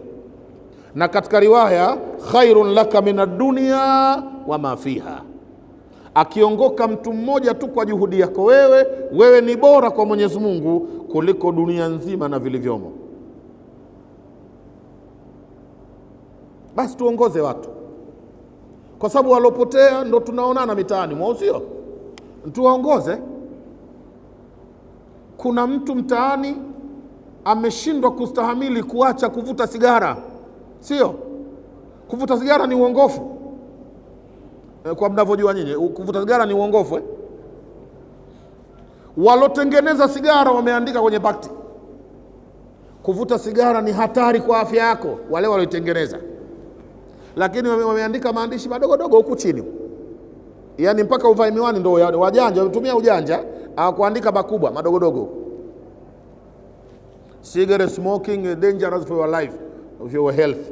Hatari kuvuta sigara wenyewe. Pana watu wanadhurika, wanapata TB, wanapata kansa za mapafu na wengine hufa, au sio? Muongoze ndugu, mwambie tafadhali acha sigara. Akiacha sigara akawa havuti tena, wewe ni bora kwa Mungu kuliko dunia na vilivyomo. Tuna watoto wetu walevi wanakunywa pombe, au sio? Huku ndo hawapo huku hamna. Baba, kuna watoto wanakunywa pombe, ni watoto wetu majumbani, ingawa si watoto, hata watu wazima nao wapo. Kuna vizee mpaka leo havijaacha pombe, navyo vinakaa baa mpaka usiku. Nenda kamshawishi mpaka aache kulewa. Ukifanikiwa akaacha ulevi, ushamuongoza huyo. Wewe kwa Mungu ni bora kuliko dunia na vilivyomo. Na mengine chungu mzima. Kuna watu hawaswali, sio? Mwambie mkeo, amuongoze mkeo kuanzia leo. Hapa si mna wake zenu hawaswali, au wake zenu wote wanaswali hapa? Bana, kweni wa kweli. Kila mtu hapa mkewe anaswali kweli? Rudi kamuongoze mkeo. Mwambie kuanzia leo anza kuswali mke wangu, kwa mapenzi, kwa lugha nzuri. Akianza kuswali, wewe ulomuongoza mbele ya Mungu ni bora kuliko dunia na vilivyomo. Tuongozane tu. Sijui mmenielewa? Karibia dibaji ya kitabu hichi itamalizika, kwa sababu tupo katikati ya ukurasa. Sawa, imebaki nusu ukurasa. Dibaji ya kitabu itakwisha ili tuanze kitabu chenyewe sasa. Nakoma hapa inshallah, nakoma hapa. Tukikutana tutamalizia hichi kipande ili tuingie kwenye tunayoyataka. Naruhusu maswali. Kabla hamjaniuliza mimi hayo maswali manne si matatu.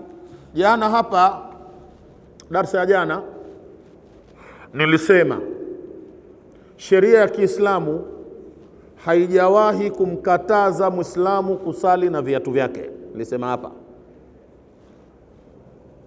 na nadhani mnakumbuka, au sio? Lakini elimu ni adabu, na adabu ndo elimu. Nikaufungua mlango, mtu yoyote miongoni mwenu ambaye anaujua mstari wa elimu kwenye kitabu uliosema hivi, ukiswali na viatu vyako swala batili, tunamuomba atuletee mstari huo. Jana nimesema hivyo au sikusema? Baadhi yenu wakasema hivi, swala itakuwa batili. Kwa nini? Kwa sababu kiatu kinakanyaga najisi. Kiatu kinakanyaga najisi, utaswali nacho vipi? Nikawaambia kipo kiatu mtu kanunua duka hili, mlango wa pili ni msikitini, hajakanyaga najisi yoyote. Ni kipi kinamkataza? Sasa najua pengine baadhi yenu mmekuja na kitabu, aseme mtu mimi nafahamu kitabu kimesema kiusa na viatu. Lakini niliwaambia sisi Waislamu tunavua viatu, hata mimi navua. Kwa sababu gani? Tunavua viatu kwa sababu ya kutukuza alama ya dini ya Mola wetu. Mola kasema, man yuadhim sha'air Allah fa innaha min taqwa alqulub, anayeheshimu alama za dini ya Mungu huyo kafanya uchamungu mkubwa wa moyoni, au sio? Na miongoni mwa alama za dini ya Mungu ni msikiti. Popote ukipita duniani ukakuta kuna msikiti, utasemaje? Sema hapa Uislamu upo, hata kama haswali hata mtu. Maana kuna maeneo huko tunakwenda vijijini, msikiti wanaswali watu siku ya Idi, mwaka mzima mpaka mchwa wanaingia msikitini. Lakini au siku ya Ijumaa, bora hivyo baba, Ijumaa si kila wiki, pana watu mpaka Ramadhani, siku ya Idi. Subhanallah, kuna mahali nilikwenda, kulikuwa na harusi na mimi nikaalikwa, harusi ya ndugu zangu upande wa mke wangu, Morogoro. Sipataji bahali penye mzangu kamjua ninamtaja, sipataji, lakini Morogoro. Tukapelekwa ukumbini kwa ajili ya walima. Siku ile mimi sikuvaa kanzu mule ukumbini, nilivaa suti na tai, na sikujulikana upesi kama nimeingia mule. Nilivaa suti kabisa na tai na kiatu cha dawa. Mbona mnashangaa? Ni haramu? Mnashangaa kwa sababu gani? Na nikaharamisha? Safi, suti kabisa. Ndio binadamu ametakiwa awe mu'rabu, asiwe mabniyu. Binadamu awe nani? Mu'rabu, asiwe mabniyu. Ndio nini maneno haya? Yaani binadamu anatakiwa asiwe wa aina ile ile milele. Ala, baba kafurahi.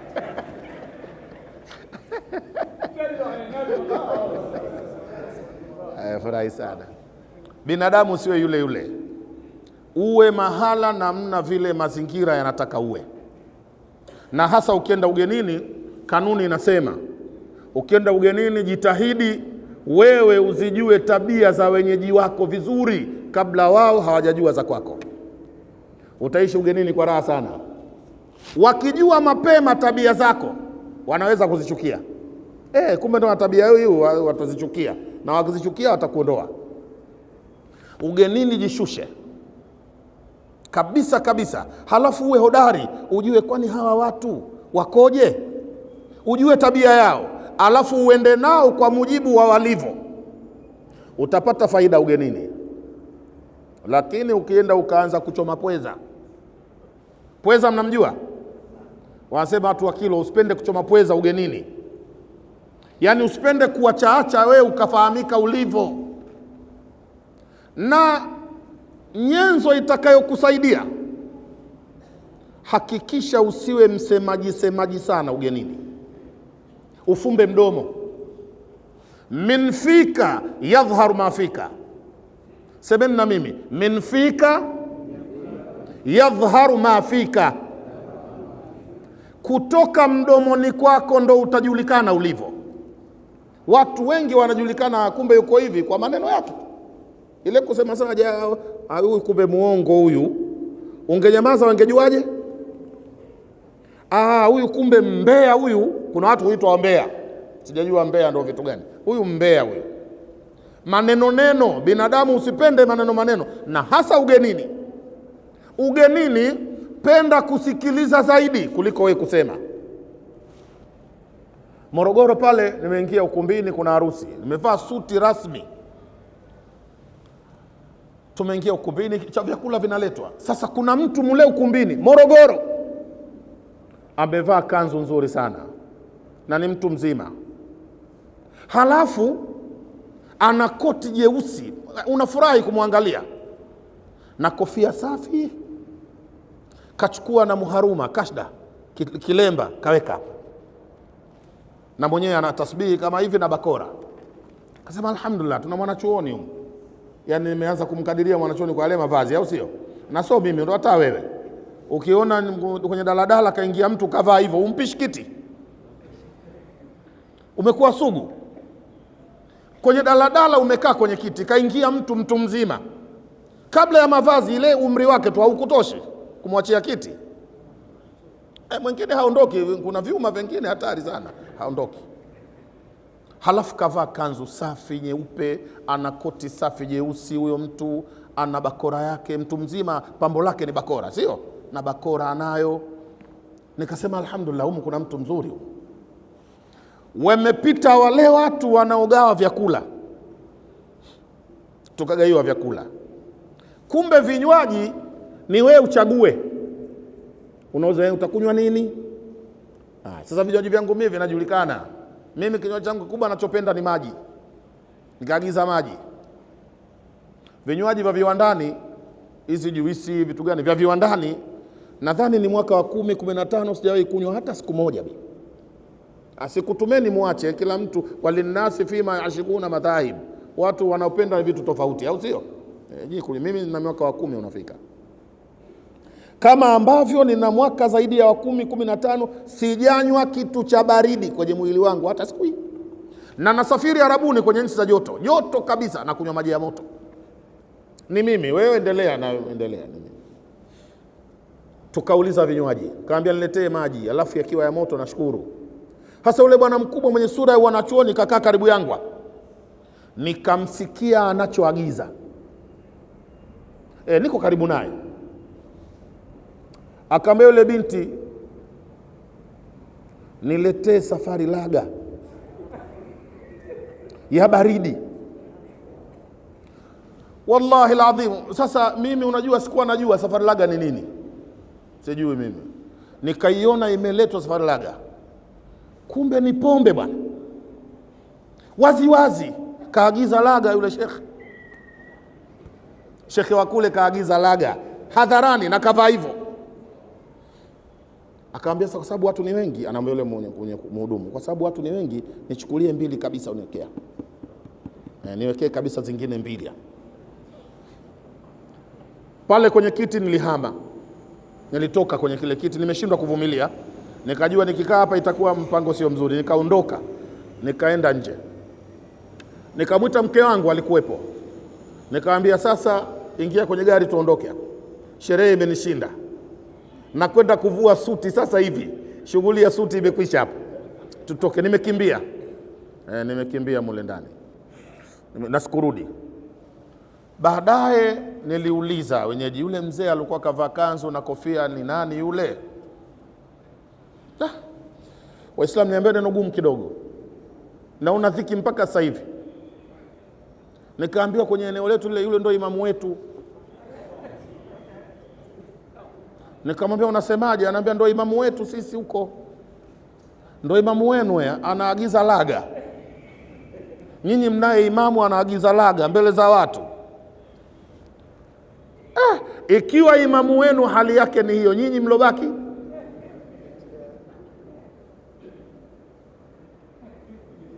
Sasa Mwenyezi Mungu atuhifadhi inshallah. Tunaacha kuingia kwenye swala na viatu kwa sababu ya kuheshimu msikiti. Tusitie mavumbi, au sio? Kuna mavumbi, tutawasababishia baadhi ya wenzetu vifua, unanielewa, maradhi. Sababu ni hiyo. Sio kwamba umevua viatu kwa kuwa umekatazwa kusali navyo. Niliwaambia watu jana, aliye na dalili atatusaidia. Sisi sote bado wanafunzi hapa. Leo niko nyumbani kwangu, kwenye ofisi yangu ya nyumbani. Nyumbani kwangu kuna ofisi. Nikapigiwa simu na mtu. Akanambia hivi, Sheikh, jana mimi nilikuwa napita, yani anapita hapa nje. Nikakusikia unasema si dhambi, sio vibaya. Yani nimekusikia mwenyewe unawaruhusu watu wasali na viatu. Kwa mimi namba yangu ni hii. Tafadhali naomba ushahidi. Nyinyi watu, nilikwambieni msali na viatu mimi? Jana nilisema msali na viatu mimi? Mimi nauliza mlokuwepo jana darasa kama muda huu. Mimi nilisema kasalini na viatu? Mbona mnakamjibu? Kuweni na inswafu kidogo. Nilisema msali na viatu mimi? Sikusema. Na wala sikutumeni hivyo. Nilichosema ni kwamba hukatazwi kuswali na viatu vyako. Ndio nilivyosema jana. Sasa huyo bwana nikamwambia mimi ushahidi ninao. Tena vitabu. Njoo darasani kesho uwepo. Namuomba huyo mtu kama humuyumu aje mbele. Maana nimekuja na dalili, nimekuja na vitabu, nimekuja hivi. Nitamsomea humu. Aje huyo mtu.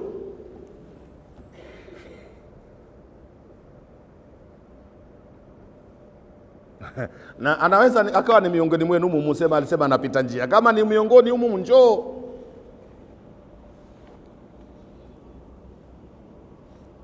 Hichi kitabu kimetungwa na bwana mmoja anaitwa Sheikh Saleh Al-Uthaymini,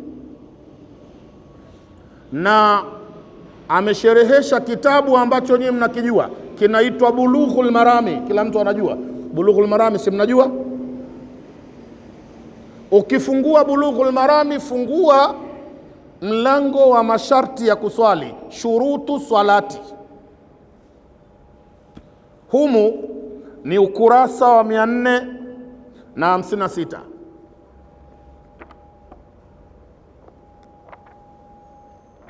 Ukurasa wa 456.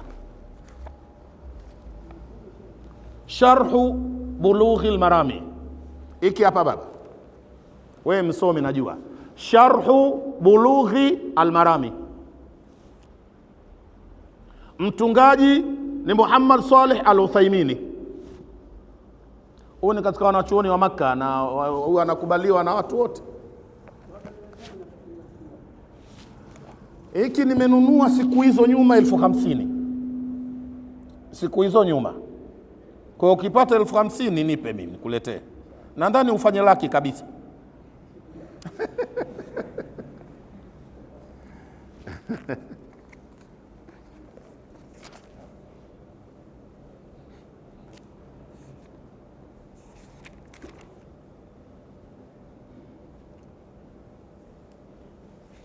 Shuruti sala kwenye kitabu hiki ni ukurasa wa 496. Mimi nataka kwenda kwenye ukurasa 507. Aliyetaka kunisikia anasema kitabu asikilize.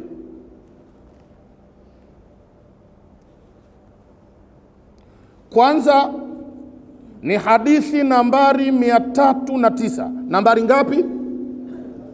Hadithi ya Mtume Muhammad namba 309 inasema: wa an abi Sa'id al-Khudri radhiyallahu ta'ala anhu qala, kutoka kwa Abi Sa'id al-Khudri, jina lake anaitwa Malik bin Sinan al-Ansari. Maliku ibn Sinan al-Ansari ndo anaitwa Abi Sa'id al-Khudri radhiyallahu anhu, anasema qala Rasulullah sallallahu alayhi wasallam, bwana mtume kasema, idha jaa ahadukumul masjida, atakapokuja mmoja wenu msikitini, falyanzur, atizame, ajikague, falyanzur, atizame, fa in raa fina alaihi adha, kama ataona kwenye miguu yake, kwenye viatu vyake kuna uchafu, au kadhara, au kuna najisi, falyamsahuhu, viatu avifute ardhini kwenye mchanga. Afanye hivi. Nyinyi watu mnanielewa? Idha jaa ahadukumul masjid, haya ni maneno ya mwenyewe bwana Mtume Muhammad. Atakapokuja mmoja wenu msikitini, falyanzur, ajiangalie, fa in kana fina alaihi, ikiwa kama kwenye viatu vyake adha, kuna uchafu, au kadhara, au najisi, falyamsahuhu, avifute chini vile viatu vyake. Akishavifuta, je, waliyusalli fihima, na aswali navyo.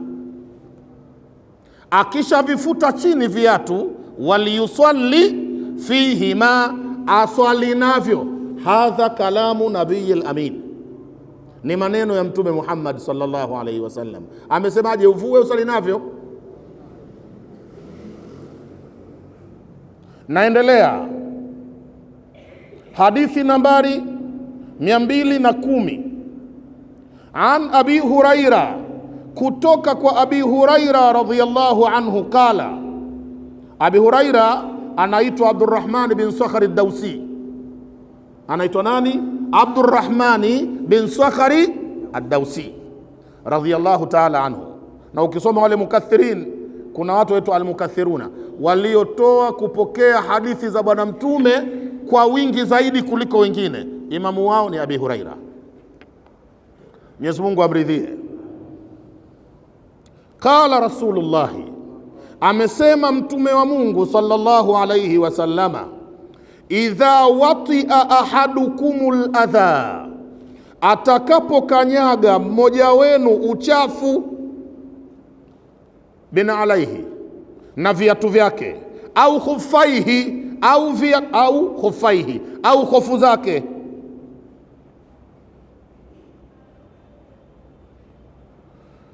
falyamsahuhuma, avifute vile viatu ardhini, biturabi, kwa udongo, avifute kwenye mchanga, sio avisugue kwenye mchanga. Akisha visugua, je, waliyusalli ma'ana alaihi, na aswali na viatu vyake. Alotaka ushahidi ni huu, na tunao mwingi, uko mwingi, tunao, tutosheke na huu. Jamanini, Mtume Muhammad hajakataza mtu kuswali na viatu vyake, ambacho kakipiga vita viatu visijekuwa na nini, na najisi na uchafu. Pana watu jana hapa mliniambia hivi, sala itakuwa batili, au sivyo? Mnamsema itakuwa batili. Mtume anasema uvifute chini, usali navyo. Ukiwa utasali navyo kwa maelekezo ya Mtume, swala batili inaswihi. Mtume kasema vifute, usali navyo, anaruhusu, kwa kuwa swala itaswihi, itakuwa batili. Wewe jana uliniambia batili.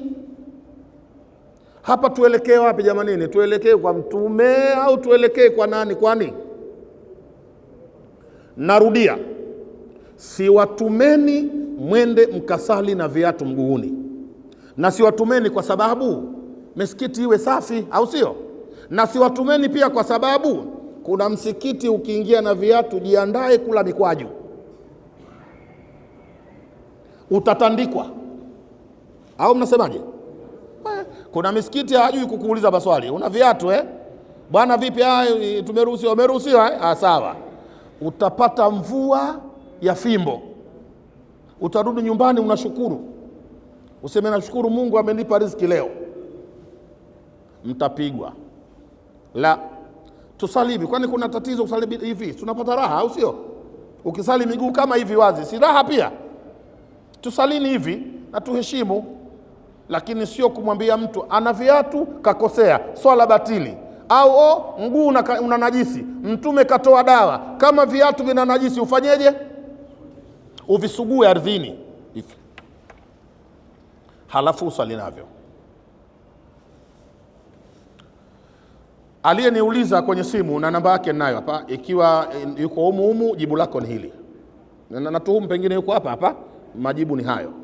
Sasa karibuni, kama kuna maswali mawili tusali.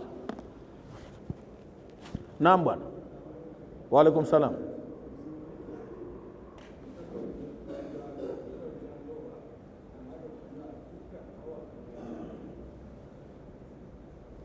Mtoto yoyote alozaliwa ana haki ya hakika. Mmemsikia anavyoniuliza huyu mtu, anasema je, mtoto wa nje ya ndoa? Na mimi kila saa nimekuwa nakataza mambo haya. Kuna kitu kinaitwa tabriru dhambi. Semeni tabriru dhambi. Yaani kuipakapaka mafuta dhambi, kuiremba ili isionekane kama sio tatizo. Akisema mtu mtoto wa nje ya ndoa, yani mipango lazima ndoa nayo itajwe tu hapa, yani na ndoa nayo imetajwa kidogo. Hakika ni kwamba ni mtoto wa zina. Ni mipango ya kuepusha neno zina. Halinogi. Bwana huyu mtoto wa nje ya ndoa. Ni mtoto lakini wa nje ya ndoa. Ndoa imetajwa hapa. Tabriru dhambi. Hata uzinifu. Sikia bwana, unaona yule jamaa anatembea na yule binti pale wanatembea. Yule anatembea na yule binti pale wanatembea. Anayekwambia wanatembea hakwambii wanatembea kuelekea wapi. Wanatembea. Hasemi bwana wale wanafanya uzinifu, wanatembea. Bwana unajua miaka ya nyuma, wengine anakuambia miaka ya nyuma nimewahi kutembea na yule binti yule. Nilitembea naye yule. Bwana, ulitembea naye mlikuwa mnaenda wapi? Ni kukwepesha neno zina. Je, mtoto wa zina ana haki ya kufanyiwa hakika au sio? Kila mtoto aliyezaliwa Uislamu na wazee wa Islamu anayo haki ya kufanyiwa hakika. Nani afanye hakika? Kuna mama yake. Mama yake asimamia hakika ya mwanawe. Huyu baba aliyezaa huyu mtoto kwa uzinifu hana nasaba naye. Imekatika nasabu kati ya huyu mtoto na huyu baba. Na kuna mambo yamezuiliwa kabisa wasifanyiane. Yaani kama ni mtoto wa kike marufuku kuwa wali, kuozeshana. Na haiwezekani kurithiana, au sio? Lakini huyu mtoto wa zinaa anarithi huyu kumrithi mama yake. Mtoto wa zinaa anarithi na harithi. Hiyo lugha mmeielewa? Mtoto wa zinaa anarithi na harithi. Anarithi kumrithi mama yake. Kamwe hatomrithi baba yake. Nasabu imekatika. Kwa hiyo huyu mama amfanyie hakika mwanawe, hala hamna tatizo. Umenifahamu? Wallahu a'lam. Naam baba.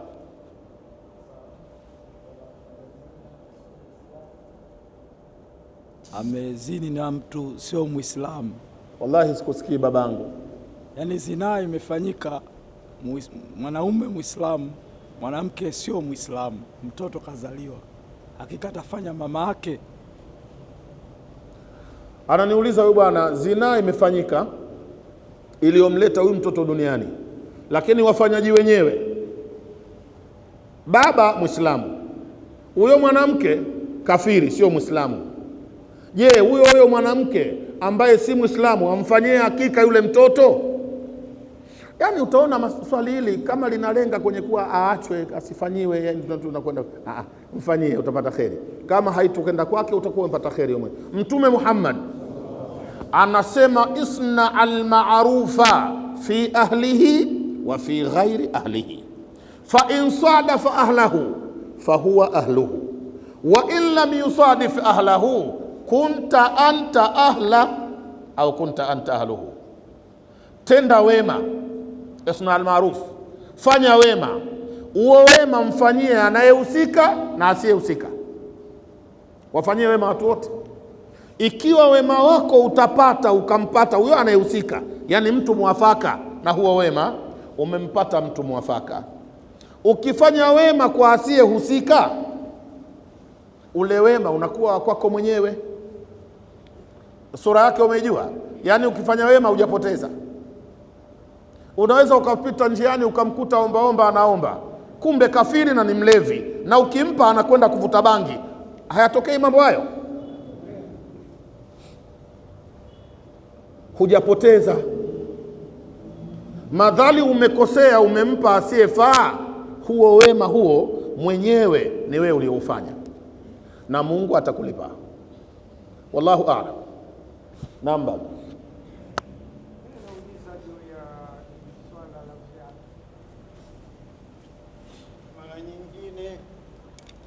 nauliza juu ya swala la viatu. Mara nyingine inaweza ikaletwa jeneza, bwana, tena yenyewe jeneza inakaa kwenye mkeka, huku nyinyi mnasimama nje kwenye vumbi, lakini kwa kutokujua unakuta lazima uvue viatu ndio uswalie. Pale napo tunaheshimu nini? Sio hapo tu, kaburini. Tena makaburi yetu haya kuna mbigili, kuna mavyuma, lakini unavua viatu ndio unaingia kaburini. Pale napo heshima iko wapi? Kwa yule maiti au kwa lile kaburi? Huyu bwana huyu ana mambo mengi sana huyu Mzee Pazi. Mzee Pazi, umejiuliza mwenyewe na tayari umejijibu mwenyewe. Umesema wakati mwingine tunasalia maiti tena nje kwenye mchanga, lakini kwa kutokujua ndo tunavua na viatu. Umesema mwenyewe kwa kuto, tayari jibu. Alivua mtu kiatu kwa sababu hajui kwamba nikisali na kiatu changu sina makosa. Kwa hiyo umejibu mwenyewe mzee. Anayejua na anajua viatu vyake havina najisi havui, lakini viatu havina najisi na umevivua kwenye swala ya maiti, ni kwa sababu ya jibu lako ni kwa kuto. Na kushukuru baba, umeuliza na umejibu mwenyewe. Wallahu a'lam. Sawa.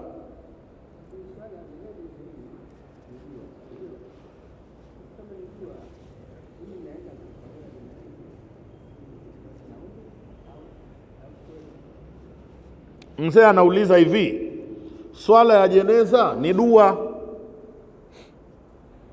Sasa kwa kuwa ni dua tu, naweza nikaswali bila udhu? Babangu, jawabu, sio swala ya jeneza tu. Swala yote unaoswali ni dua. Hata hii Aisha. Swala, wasemaji wasome, as-salatu lughatan ad-du'a. Swala maana yake ni dua, swala yote. Soma Qur'ani baba, na wewe unajua Qur'ani. Sura ya 9 baba yangu inaitwa Tauba, aya namba 113, na hii ndio aya ilikuja kufaradhisha zaka.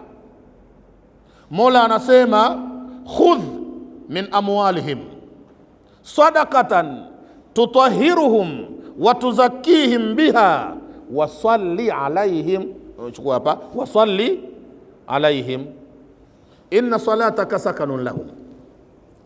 Mola kamwambia bwana mtume Muhammad sallallahu alayhi wasallam, khudh min amwalihim, Muhammad chukua mali zao. Zaka sio iombwe, zaka ikachukuliwe. Umefahamu? Alotimiza kiwango cha kutoa zaka haendi kuombwa. Qur'an sema khudh min amwalihim, chukua mali zao. Sadaka ni zaka hiyo. Tutahiruhum wa tuzakihim biha, zaka yao itawatoharisha, itawasafisha. Au wewe Muhammad utawatoharisha ukichukua zaka yao. Ukishachukua ile zaka ya mtu, kisha wasalli alaihim, waswalie. Swala hapo umeiona baba?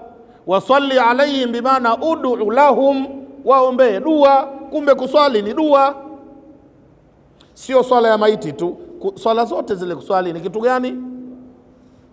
Je, naweza nikaswali bila udhu? Amesema Bwana Mtume Muhammad sallallahu alaihi wasallam, inna Allaha la yakbalu salata ahadikum idha ahdatha hatta yatawaddaa. Mtume anasema Mwenyezi Mungu hakubali swala ya yoyote kati yenu akiwa hana udhu mpaka afanyeje? Inna Allaha la yakbalu salata ahadikum idha ahdatha hatta yatawaddaa. Mola hapokei, hakubali swala yoyote miongoni mwenu kama hana udhu mpaka afanyeje? Atawadhe. Sasa kwa sababu wewe ni mwanachuoni nishakujibu, shanielewa? Wallahu a'lam. Swali la mwisho, karibu. Asalamu alaykum warahmatullahi wabarakatuh. Kuna mfuatiliaji hapa anauliza, Shekhe, naomba kuuliza, ukiolewa na ujauzito hukumu yake ipoje na mtoto atakuwa wa ndani ya ndoa? Mfuatiliaji namshukuru, katupeleka kwenye ndoa hivi sasa. Mfuatiliaji huyo hivi sasa katupeleka kwenye nikahi. Najibu hilo kuwa swali la mwisho, na hasa kwa kuwa liko nje na yale tunayozungumza. Je, nikiolewa na ujauzito, hiyo ndoa inaswihi na yule mtoto ambaye nimeolewa na mimba yake atakuwa wa ndani ya ndoa? Jawabu, ukiolewa una mimba na hii mimba ni ya huyo anayekuoa, yani anayekuoa ndiye ambaye kampa hiyo mimba, kauli kubwa sana ya elimu, ndoa sahihi. Tukisoma kauli ya ndugu zetu madhhabi ya Ibadhi, ndugu zetu wa Ibadhi, ndoa batili. Kila mtu aliyetangulia kuzini kwanza na mwanamke, huyo mwanamke kawa haramu yake, ndoa batili. Jumhur na sada Shafiia, aliyempa mimba mwanamke halafu sasa anamuoa, ndoa sahihi, ndoa imeswihi. Na nitakusomea dalili. Je, yule mtoto naye, mtoto wa zina, si kaanza kuingia tumboni kule kabla ya ndoa? Au swali sikulisikia? Kwani ameingia tumboni baada ya kuoana au kabla ya ndoa? Aliingiaje sasa? Huyu mbona kaingia kabla ya ndoa, alipitaje? Huyu kaingia tumboni kwa zinaa, na hii ndoa itakayofungwa haimsafishi ndiyo awe wa ndoa, anabaki wa zinaa vile vile mpaka kiyama. Ndoa inokuja haimtakasi huyu mtoto sasa atoke kwenye kuwa wa zinaa ahamie kuwa wa ndoa, la, anabaki wa zinaa ila yaumidin. Na kwa maana hiyo huyu baba huyu na huyu mtoto wa zinaa hawatorithiana kamwe, na kama ni mtoto wa kike hatomuozesha kamwe. Hii ndoa inaswihi kwa nini? Sharia inasema inna zina khatarun wa haramun wa aqdu zawaji khairun wa halalun fala yuathiru alharamu ala alhalali. Uzinifu ni jambo la hatari na ni haramu. Mwenyezi Mungu atulinde na uzinifu.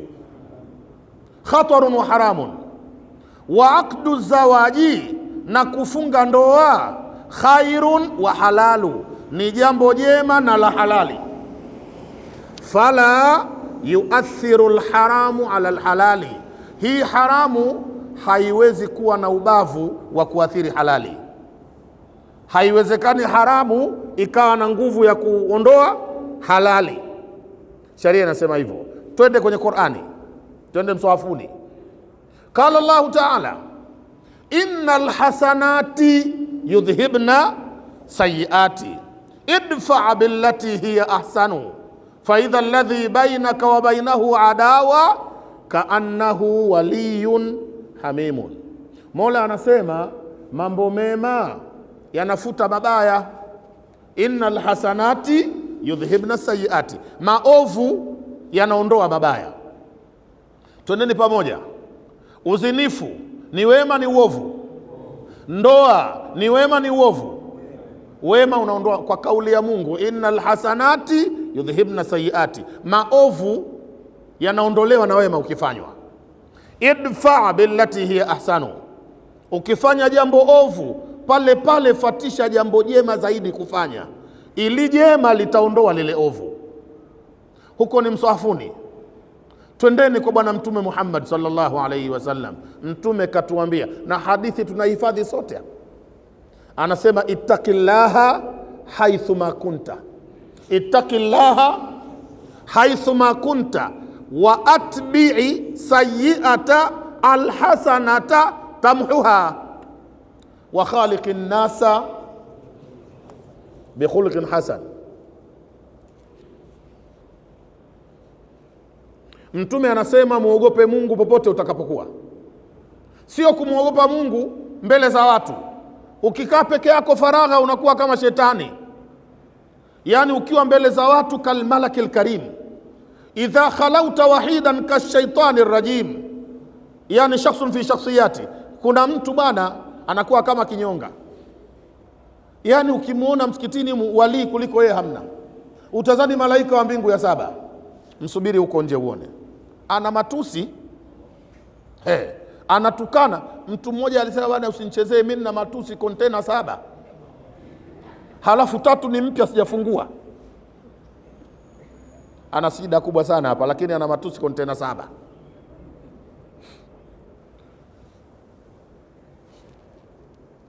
Atbi' sayi'ata alhasana, Mtume kasema fatisha. Ala, baba kafurahi tayari. Wallahi lazima furahi. Atbi' sayi'a alhasana, fatisha jambo baya. Unaona kazi? Fatisha jambo ovu, alhasana, kuleta jema. Ukitenda baya haraka ulete jema, ili jema litafanya kazi. Kazi yake nini? Tamhuha, litafuta lile ovu. Fanya jema upesi sana, lile jema litafuta baya. Ni maneno ya Bwana Mtume sallallahu alaihi wasallam. Sasa hawa walizini, kuzini ni jambo ovu kabisa. Sasa wanafanya ndoa. Ndoa ni jambo jema kabisa. Mtume anasema ukifanya ovu ukafanya jema, lile jema litafuta ovu. Hizi ni hoja, nataka nikupelekeni akilini. Akili pia itumike. Kwa nini? Kwa sababu akili ndio chombo cha elimu. Al-aqlu ya'ul ilmi, akili ndio begi la kubebea elimu. Kama huna akili, elimu haina pa kukaa. Nyinyi watu mmewahi kumuona mwenda wazimu shule? Kichaa anapelekwa shule? Hata hapa tulipokaa, mkimuona mwenda wazimu kaja na anataka kusoma, mtamwacha humo? Haraka mtamtoa, sababu usalama wenu ushakuwa mashakani. Akili inasemaje? Hawa watu wameshapendana, hawa mwanamke na mwanamume washapendana tayari, halafu wamefika mpaka kwenye uzinifu tayari, halafu unawahukumu wasioane. Bwana hawa wasioane hawa. Ikiwa hawaoani, maana yake waendelee na nini? Sasa ni akili kwanza. Tumemaliza msafuni na kwenye hadithi, na akili itumike. Toka hapo hawa wanazini, we unasema ndoa haitoswihi watu hawa. Ikiwa hawaoani, unaruhusu kiendelee kitu gani? Namaliza kumjibu huyo mfuatiliaji. Ikiwa mimba sio ya yule anayetaka kumuoa, ndoa haitakiwi. Yani hufai kwenda kumuoa mwanamke ana mimba ya mtu mwingine. Mtume wetu Muhammad anasema la'ana Allahu man saka zar'a ghairihi, Mwenyezi Mungu amemlani mtu atakayemwagilia mmea sio wake. Mule tumboni sikuna mimba, huo ni mmea huo, na huo mmea sio wako. kuna mtu kapanda huo mmea, au sio? Wewe ukichukua huyu mke utakwenda mwagilia maji huo mmea, utalaaniwa na Mwenyezi Mungu Subhanahu wa Ta'ala. La, na ndio maana Mola ameweka eda. Waislamu mnajua mwanamke akifiwa na mume au akiachwa na mume wake anakaa nini? Anakaa eda. Miongoni mwa sababu za eda inaitwa bara'atu rahmi. Semeni bara'atu rahmi. Ni utakaso wa tumbo. Anawekwa eda mwanamke ili asije kwenda kwa mwanamke, kwa mwanamume wa pili wakati ana mimba ya mwanamume wa kwanza. Asende na mimba kwa mume mpya, anabidi awekwe eda ili idhihiri ana mimba. Na mmefahamu kama kipindi cha eda haruhusiwi kuolewa, au sio? Mwanamke kwenye eda haruhusiwi kuolewa. Huku ni kwenye halali, kaachwa tu na mume wa halali, hatakiwi kuolewa kabisa kama ana mimba mpaka amalize eda yake. Inaitwa bara'atu rahmi. Huku kwenye halali huku haruhusiwi kuoa, au sio? Kwenye haramu aambiwe mwanamume mwingine aje amoe na ana mimba. Sasa situmike akili, au sio? Utakwenda mwagilia maji mmea sio wako. Maji gani? Siyajui. Maji yao siyajui. Mmea gani? Wallahu a'lam. Allahumma faqihna fi din وافتح علينا فتوح العارفين وارزقنا علم الأنبياء والمرسلين. اللهم ربنا أكرمنا بنور العلم وزينا بزينة الفهم. اللهم ربنا أكرمنا بالفهم. اللهم أخرج علينا من الضلال والوهن. اللهم زين علينا أخلاقنا وضح لنا من الأمور ما أشكل علينا حتى نفهم. أنت تعلم ولا نعلم وأنت الأعز الأكرم. اللهم ربنا فاجعل أولادنا في بيوتنا علما ولا تسلط علينا بذنوبنا ظالما وفعل فينا هكذا إلى يوم القيامة. وصلى الله على سيدنا محمد وآله وصحبه وسلم والحمد لله رب العالمين.